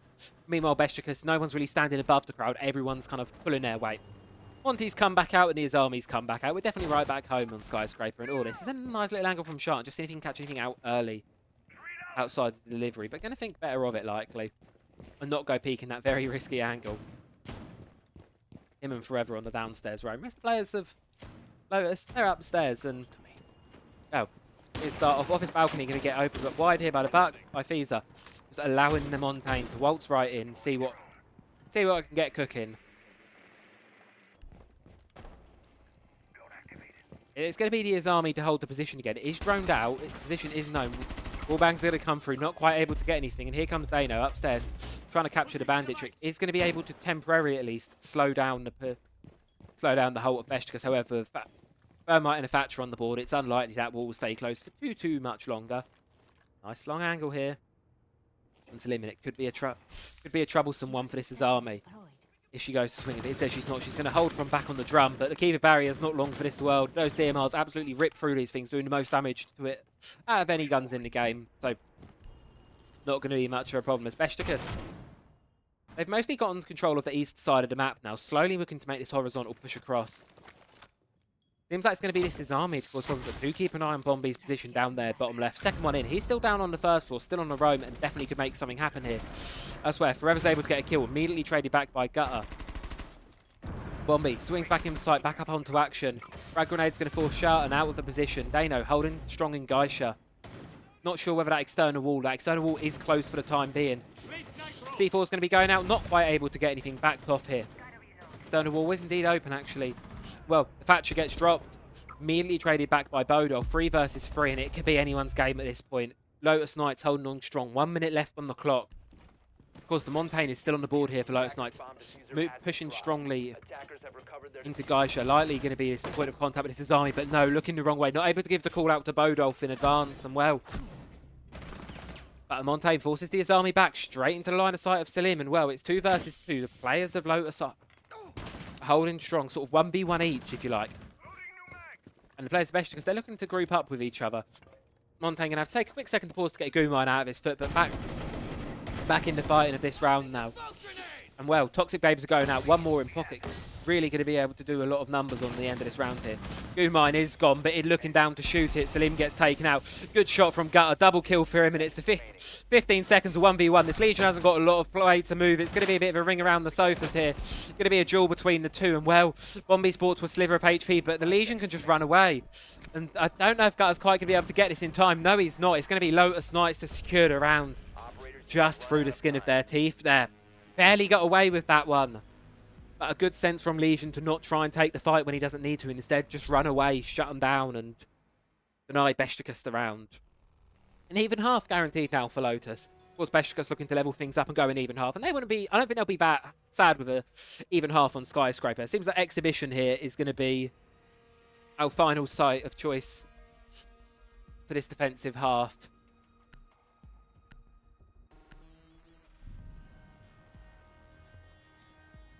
And well, Defenders, protect your bombs from being defused by attackers. we'll see who...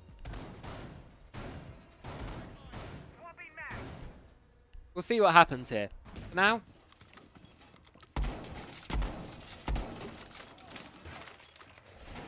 it's a case of just waiting to see who and what happens, of course.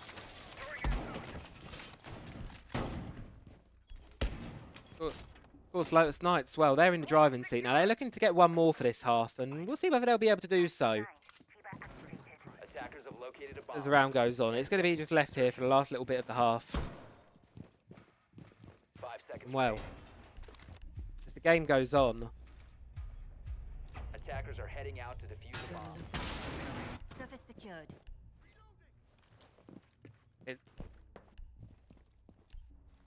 we'll see how things fare. For now, Lotus just paused and waiting for now.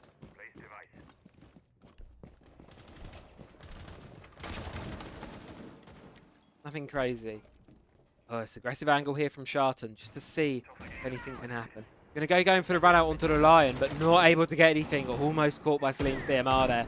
Not quite able to make anything of that though. Instead, going to be running away. And well, it's going to be Forever getting a kill onto Bodolf to open the round here for Lotus Knights. Initial pick going in their favour for the time being. Beşiktaş, well, that's going to be the hard breach loss. That's a devastating person to lose first. You're going to have a very difficult time getting these walls opened here. Anything that's not been opened prior is going to be staying shut for the round. Of course, they know. Wasn't quite successful in delaying the VIP wall. And here comes the Montaigne. Also in a bit of a rock and a hard place here. Between things, and well, it's going to be Sharton. Double kill. Actually, it's actually going to be Forever on a double kill. Not quite able to make it more than that. Lotus Knights continuing to trade back and forth, getting themselves 4-2 advantage so far and looking to close things out here for the final round of the half. Bombi in Dragon, deciding whether to hold the position or fall back. Almost reinforced out there by Sharton. But instead, going to be getting rid of it. They probably know by now they've got the hard breach. It's just a Thatcher and a Zofia left on the board. Any hard walls left shut are going to be remaining shut for this round. The Fusus is still cold. Because, I mean, it's 4 versus 2. It's unlikely they're going to win this. They're going to be forced through some very narrow doorways, especially as they edge closer and closer towards the objective. So I don't know about this one, if I'm being honest. Attackers recovered the bomb diffuser. I don't know. For now, it's just going to need to be a pause. See if anything happens, and well, I don't know if anything will quite happen. There you go. Beşiktaş going to be moving in, seeing if they can get anything to happen. Bombi goes for the swingers, caught out, immediately traded back by Fees from Dano on the stairs, and well, stuck between a rock and a hard place. Gutter's going to have to try and isolate the 1v1 here, but going to get caught out by a Dread Mine. You've got to play with the Bailiff, and it's going to be Sharton with the Bailiff. I almost thought it was Dano with the Bandit there that actually got to confirm the kill with the knife. Well, there you go. It's going to...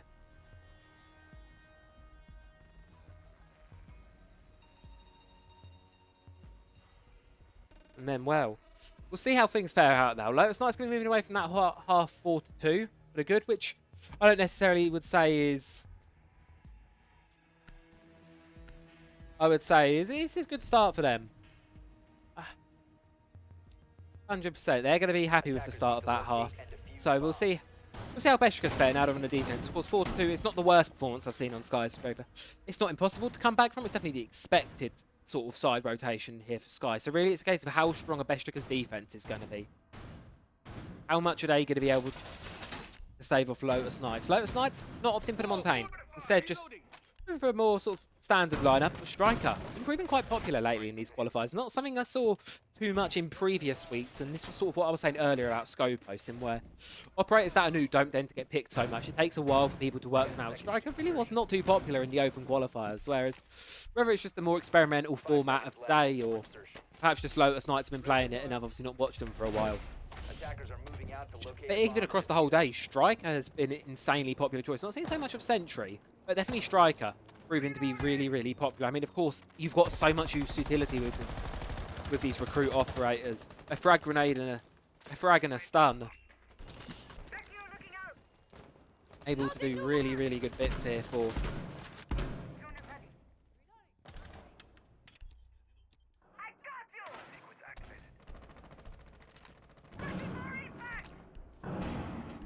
Wow.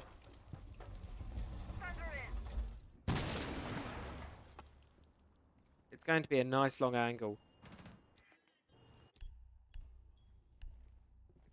It's just going to be Beşiktaş. Holding on, holding Attackers slow. located a bomb. Seeing if they can see anything. Nothing's happened quite yet in this first half of the round. I mean, for the side of Lotus, they've been able to get really easy control of this office side of the map. But just as I'm about to say that, it's going to be Bodolf to get a kill onto Forever. Hopping on the mini roofs here, as I like to call them. Dano taking damage elsewhere. Trying to contest the player onto Black Balcony. And well. Pause, we'll see how things could happen. Guman going to be removed. Lotus, they've got decent map control. Minute and a half of the round gone now, but they still need to work their way onto the bottom floor. Keep in mind, this is a barbecue defense. So it's going to be a tough one. If we're still working on the top floor, of course. Got Shoxel still playing in the Geisha position, likely not to be marked out by the Cohen Hives going on in Geisha. So maybe able to get 3D onto Bombi here. The position isn't known. Final Cohen Hive is going to be going out. Shoxel's position is going to be marked. Well, he's going to be running for his life now. Going to be tracked and forced out of position by the attacking team, but it's good for him to be able to get away with his life intact. Not able to lose anything just yet. And we'll see how things fare. Take a pause. This round moves on. 55 seconds left now. Lotus Knights currently disadvantaged in the man counts, looking to equalise that. And just to say that, it's going to be Rafa opening up the round for his team, but they've got to make this execute work now. Time is ticking away. Toxic Vapors is going to start to go out and pause the attack. But of course, different angles can be worked, and well, it'll be actually a hard breach to open up some vertical. It completely shot off there. And the dropper was attempted there by Lotus, but not able to be successful. Visa gets a bit cheeky trying to go down, confirm the kill, and Bombi picks him up from above. And it's Lotus Knights that have flipped the numbers around now, pushing Beşiktaş into the man deficit.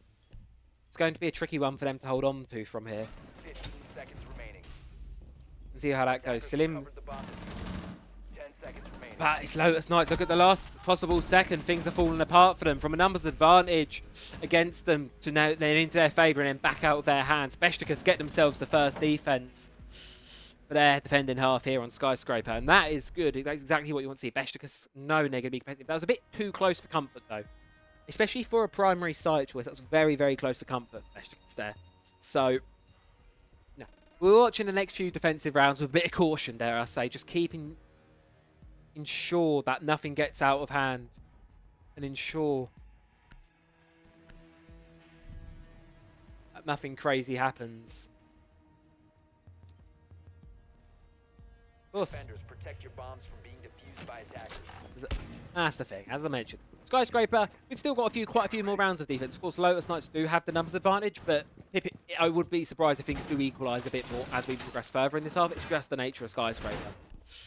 No, I wouldn't say Beşiktaş got absolutely ripped apart in their attacks. It is just the nature of this map entirely. So we'll see how things fare now. It's going to be Beşiktaş opting to defend up in office actually this time around. Wall reinforced. 10 seconds to go. We'll be defending office and display room to see what 5 seconds remaining. they can do.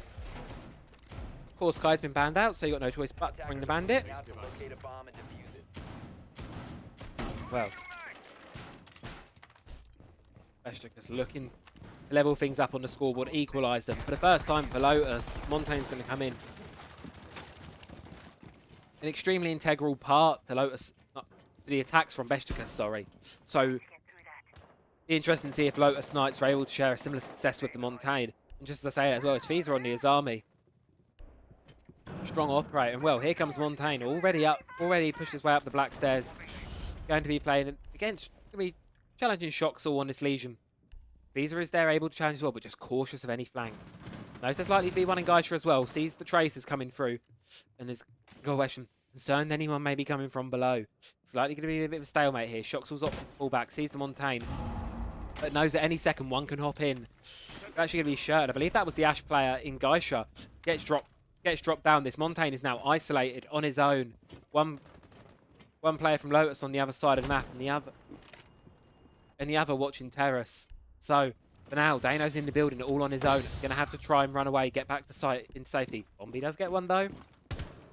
One of his own, and well, seems like west side of the map is now fully under control of the Knights. But Beşiktaş holding on still. Fees is going to be holding on drums, stuck with everyone around him, and well, immediately traded back by Bodolf, able to drop Rafa. Attackers have recovered their defuse. Dano and Bombi left 2 versus 3. Definitely a winnable situation here. Good amount of time left on the clock with Beşiktaş. They're going to be holding on, and as I say, will be a difficult ask of Knights here to be able to convert this into a win, especially with that Legion. You know, I feel like his pick rate has become almost synonymous with the Montaigne increasing in popularity. Those goo mines can be really problematic for Montaigne late round as well. They know. I thought he was taking out the goo mine. Nope, instead going for the camera. And well, Beşiktaş, they've got a lot of angles to watch. They're watching it from all over the place. And there you go. That's that goo mine. Forcing Dano, when they wanted to push in, they're going to have to fall back. Shoxel's going to take a lot of damage there on that Legion. C4 is going to get tossed, not quite able to do anything. Another goo mine goes, but likely Dano's walked past it before it can hit anything. Well, it's a kill from underneath. Bombi opts for the flank and is able to make it work. 2 versus 2 now. 30 seconds left on the clock for the defensive team. No C4s left in pocket, so they're going to have to try and get rid of this Montaigne, but time to get rid of him is ticking away because that Zofia is pushing ever so close. They're able to do it. Beşiktaş get the Montaigne off the board. Now it's just Bombi left. 1 versus 2, 20 seconds. His position is known. Very unlikely to be able to win this. Diffuser is cold, and well, Beşiktaş, they just opt to hold the cross. Bodolf's dropped underneath and going to hold the vertical angle. And there you go. It's going to be Gutter to close it out. Beşiktaş getting themselves a second defensive round, and we're 4 apiece on the scoreboard. This game progresses further and further on. Let's see here.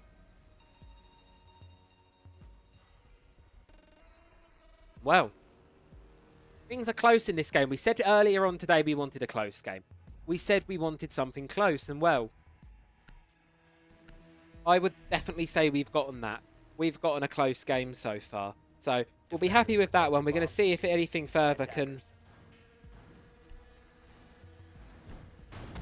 anything further can come of that one for now.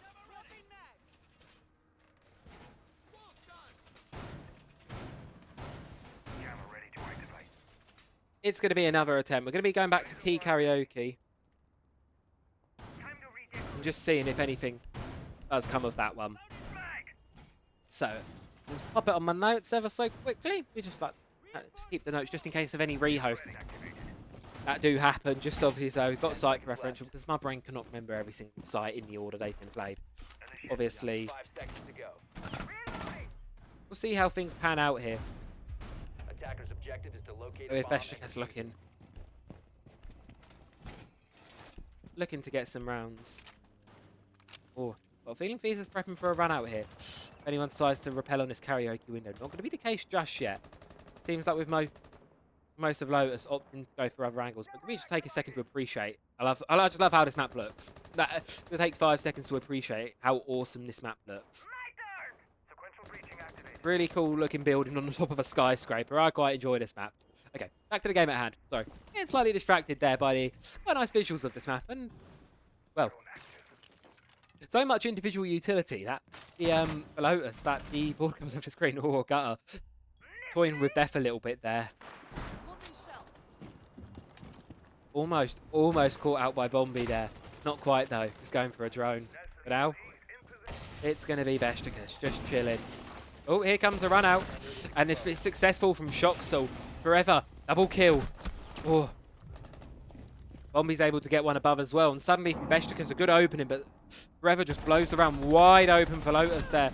Looking for his third of the round. Flashbang's going to go. And got a feeling is forever going to push up the staircase, or is he going to relocate? Unsure for now. Slim tucked tight on VIP with this shotgun. No one pushing up the staircase quite yet. But needs to try and get his way back to the objective. SMG 11 in hand. Here's the repel of one behind him, and this is a difficult position to play here. Flashbang's going to be going in, not going to be effective. And well, Bodolf is holding on to sight. C4's going to go, not quite able to connect to anything. And this is going to be a tough one for Beşiktaş to hold on to. But they're in far enough positions, it may just well be doable. Salim gets one. Does he know about the one on a close angle? Does now, and it's a bit of a whiff from Rafa, but he is able to confirm the kill. Bodolf now 1 versus 2. Left tucked in Dragon. Here's the flashbang go. It's not gonna hit his mark, but he's got a minute to hold off these 2 attacking players. And Rafa and Dano, they're pushing together. They know where Bodolf is now. Surely this is a done deal for Lotus here. Zed, they're gonna up to run back slightly. Push around and try and get a bit of a split angle of this. Bodolf does take a good chunk of damage in the process. And lightly, it's going to be the ace. He does have the red ping onto Rafa, far out by drums.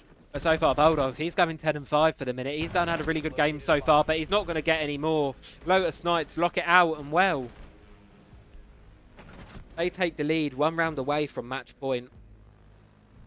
And obviously, just to put a reminder of the stakes on the board here, where we are currently, there is only 1 cup for September. There is only the one. And of course, that does mean whoever walks today will walk away with the prize, to my knowledge. It is €75 per player for the victorious team, and it will be €25 per player for the losing team. So you're playing for €50 basically here, €50 a head. Attackers need to locate and defuse bombs. So just to put an idea of the stakes of the board, I don't believe there are any more cups. Don't 100% quote me on that one. I may be horribly wrong. Anyone do feel free to correct me. But the way I read the announcement yesterday in the server, Discord server, was that this will be the only cup for September. Because obviously we've got major qualifiers back next weekend, maybe, possibly. I think we do. I honestly can't remember.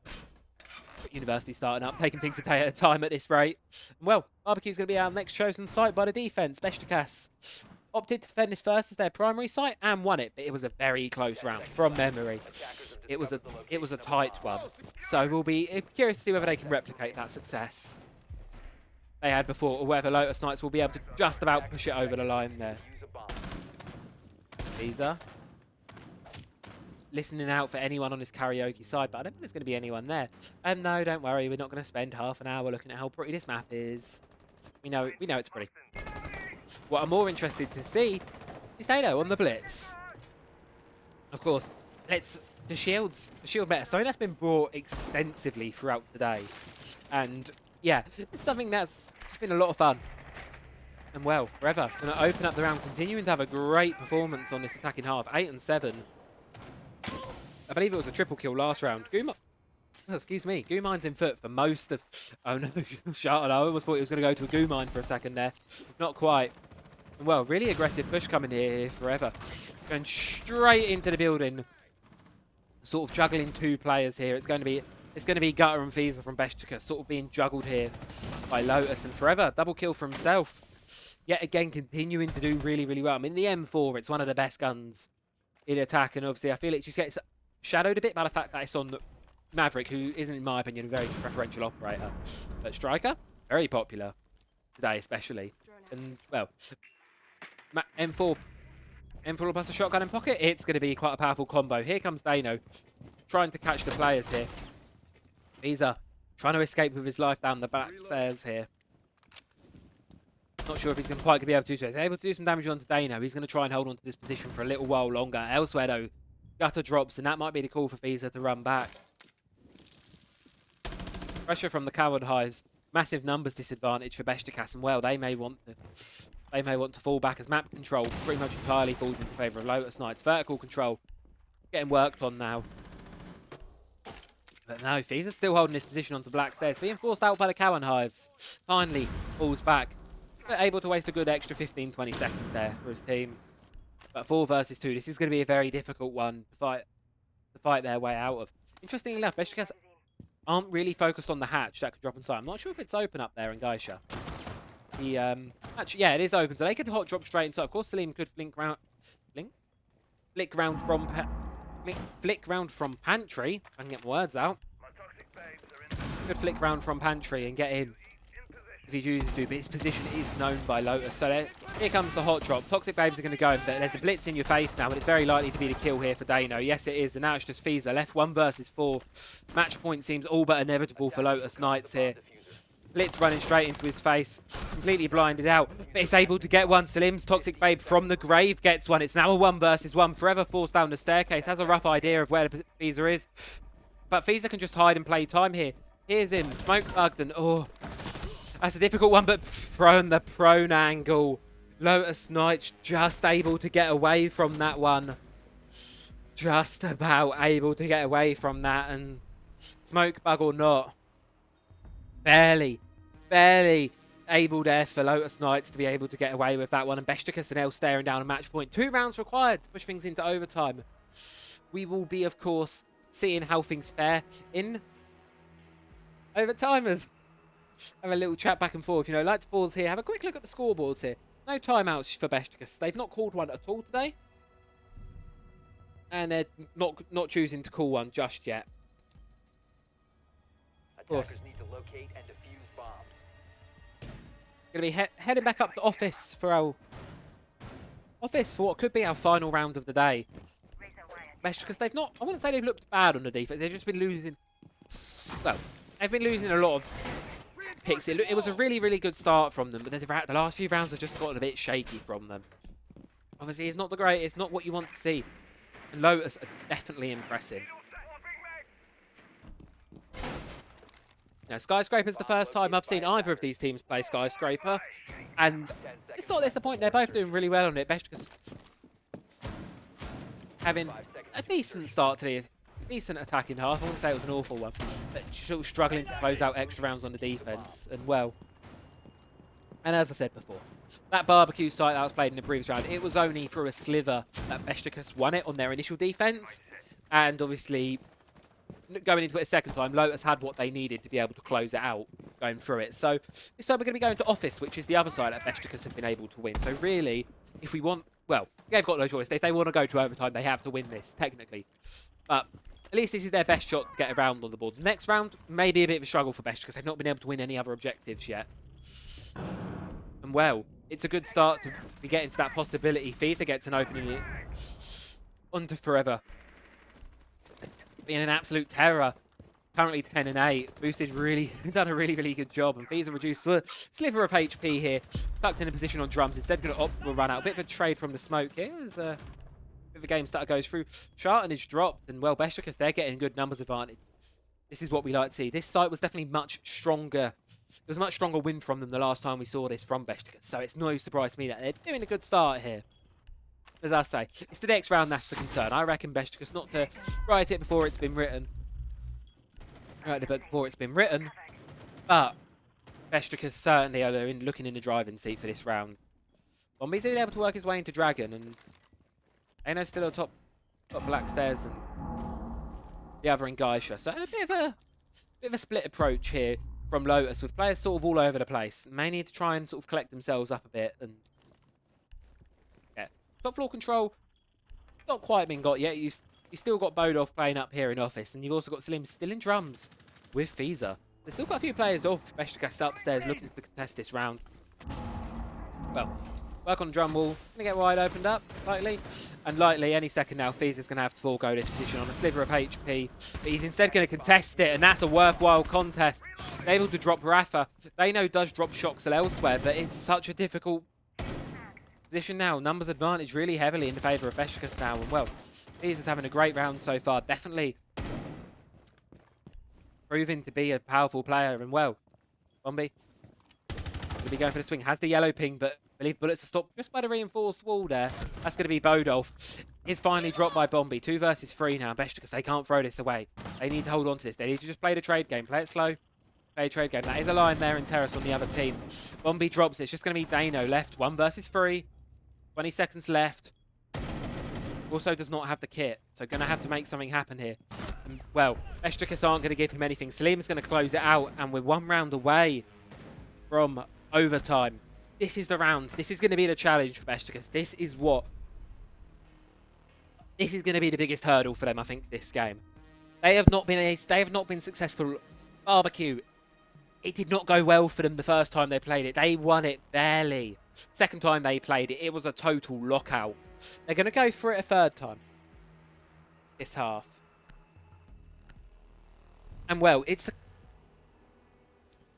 Karaoke they've played once and it really did not go well for them. Bedroom, it's not a site we see bought very often at all on this map. So barbecue really is Beşiktaş's only option. They have to win this if they want to bring this game to overtime. Keep themselves fighting in our Community Cup. Of course, Lotus Knights, one last opportunity to close this out in regulation. Going to be seeing a bit of a different operator lineup brought this time. Different to what we've seen from them thus far. So, lightly try to throw something different, see? Just see if they can make it successful, not wanting to repeat themselves too much on barbecue. You know, be it, of the 6 rounds this half, it's going to be bought for 3 of them, so 50% play rate. We're currently 1 for 1, of course, as I say, it was not close.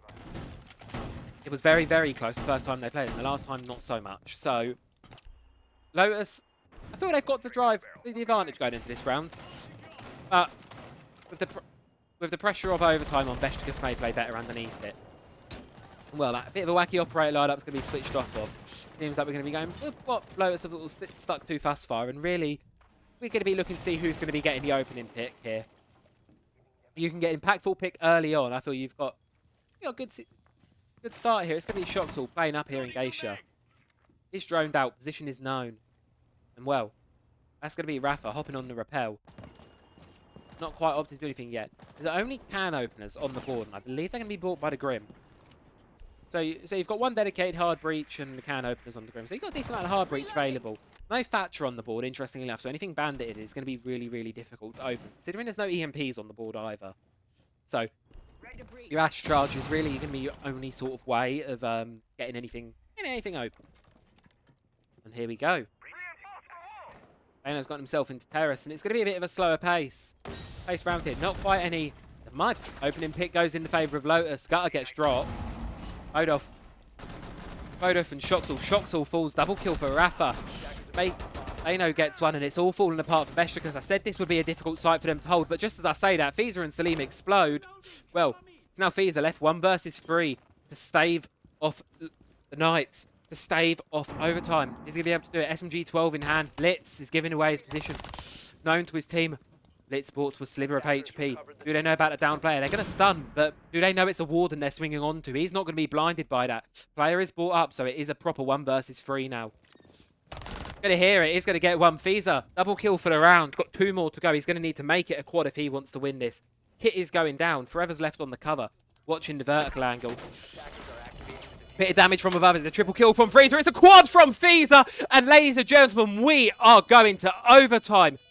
An explosion. Just be very mindful. Make sure there are no claymores. That came out of nowhere. A 1 versus 3 from Fiza. And well, Beşiktaş. I said they needed to do it. And they did do it. They did. We are going into overtime. And well, it's a 4-2 half either way. It's been by the book. It's been a by the books defender-sided skyscraper. And Beşiktaş, they are on the defensive. Beşiktaş get the defense. And honestly, Lotus, that's going to be the hard one. You're going to have to win 2 attacks. On Skyscraper, asking for 2 attacks. That's a difficult one. You're going to have to win. Well, you're not going to have to win 2. You're only going to have to win 1 of them, and you can win your defensive round. But you're going to have to win at least 1 of these 2 attacks. Not impossible. And as well, the other thing, Beşiktaş, they get to go back to office. They've won this site 2 for 2 so far. So suddenly, where it looked like a done deal for a second there, Beşiktaş suddenly explode, and well, it's been a fire match so far, a one worthy of overtime. And as you can see, the next 3 rounds will decide the fate of these teams. Both incredibly competitive so far. Can't really fault them. Some great plays across the board.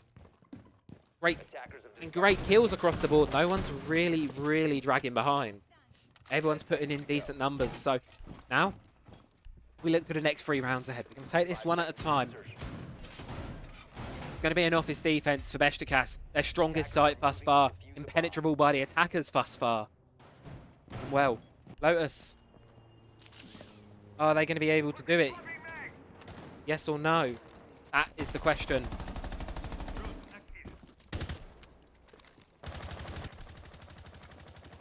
Going to start. Well, it was just a bit of an explosion last round.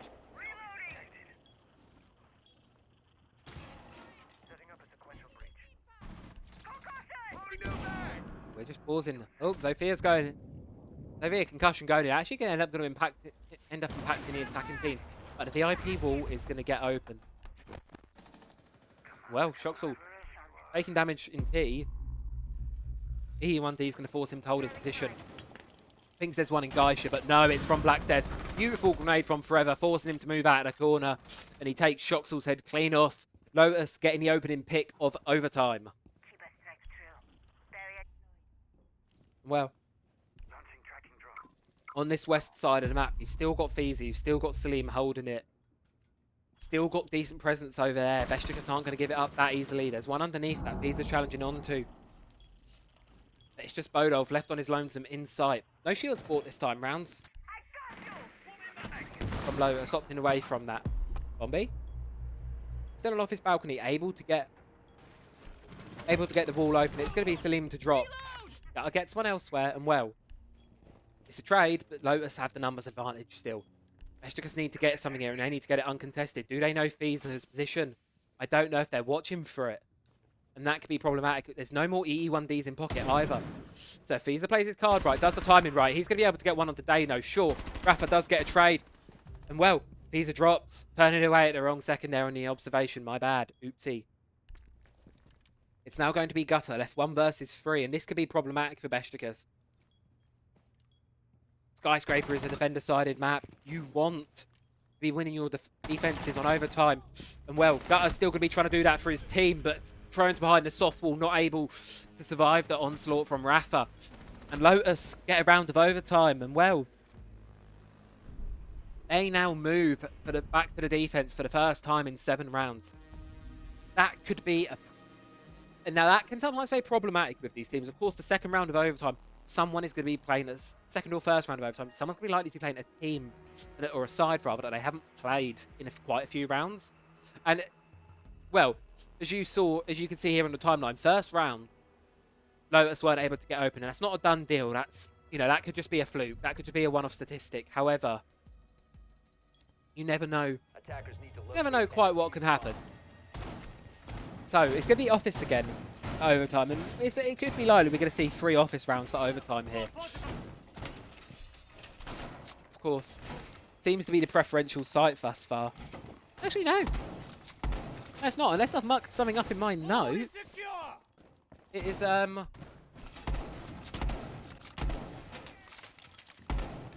yes, so it was bought 2 times last time by Lotus. Never mind, scrap that. I wrote it as Exhibition first time in a few minutes, but I announced it. So, Exhibition Office, it's going to be bought... It's been bought 2 times thus far by Lotus. 2 times successful by the defense of Lotus. And well, they're now on match point. They're now on match tournament point. Beşiktaş have to win it.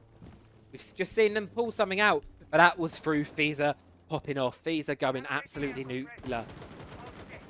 Unlikely he'll be able to replicate quite the same impact twice. It's going to need to be a team effort. And well, Beşiktaş, they're going to get this Montaigne. I quite like watching this. Well, they do a really, really good job of the Montaigne play, but, well, Lotus, they do an equally good job on the Azami forever. I like to harp on about that. Do a great job of it. Bombi's position is going to get droned out. His position is going to be known to the team as, well, VIP wall is getting contested, but a successful bandit trick is able to go down. Not sure how many... We've got 2 EMPs left and 1 exothermic remaining. So it seems like we're going to be giving it possibly another attempt.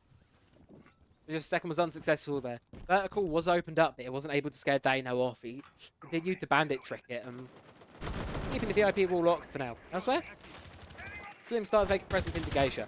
Getting in there, seeing if he can make anything happen. Shoxall's rotated round to the back stairs.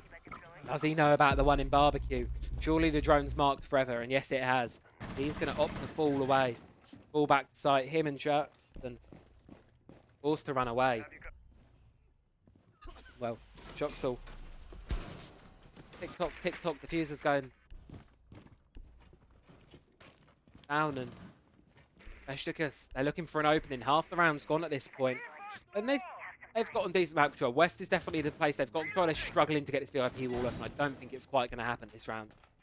Bodolf going to have a choice. He can either hop in the display window or go and join his team for a very horizontal push. Montaigne's likely to be at the forefront of this assault. Toxic Babe's going to go. Barbed wire. continuing to slow down the attack. Final E1D scan, I believe, for the round there is going out from Salim. Oh, there's one more still in pocket. Well, Gutter is the first to fall. Likely, any second now. Here's to come the shields.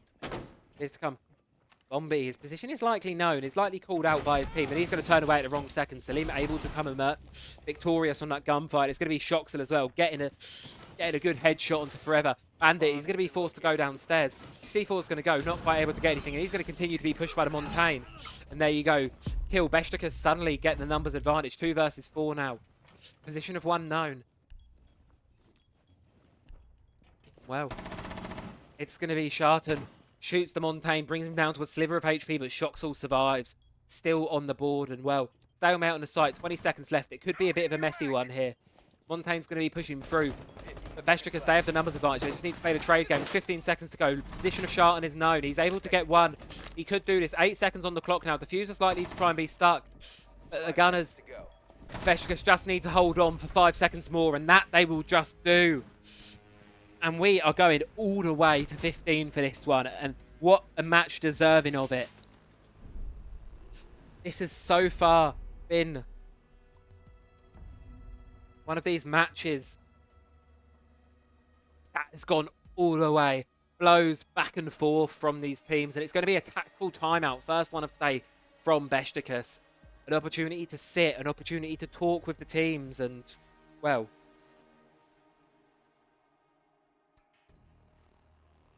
see if he can do anything. Lightly. Time's just being paused now. See if anything can happen. 20 seconds left on the timeout.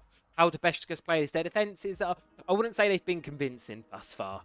If I'm being honest, their defences haven't been what I would deem to be the greatest. So it's kind of one of these positions where I think they need a timeout to sit and talk and see what they're going to decide to do differently.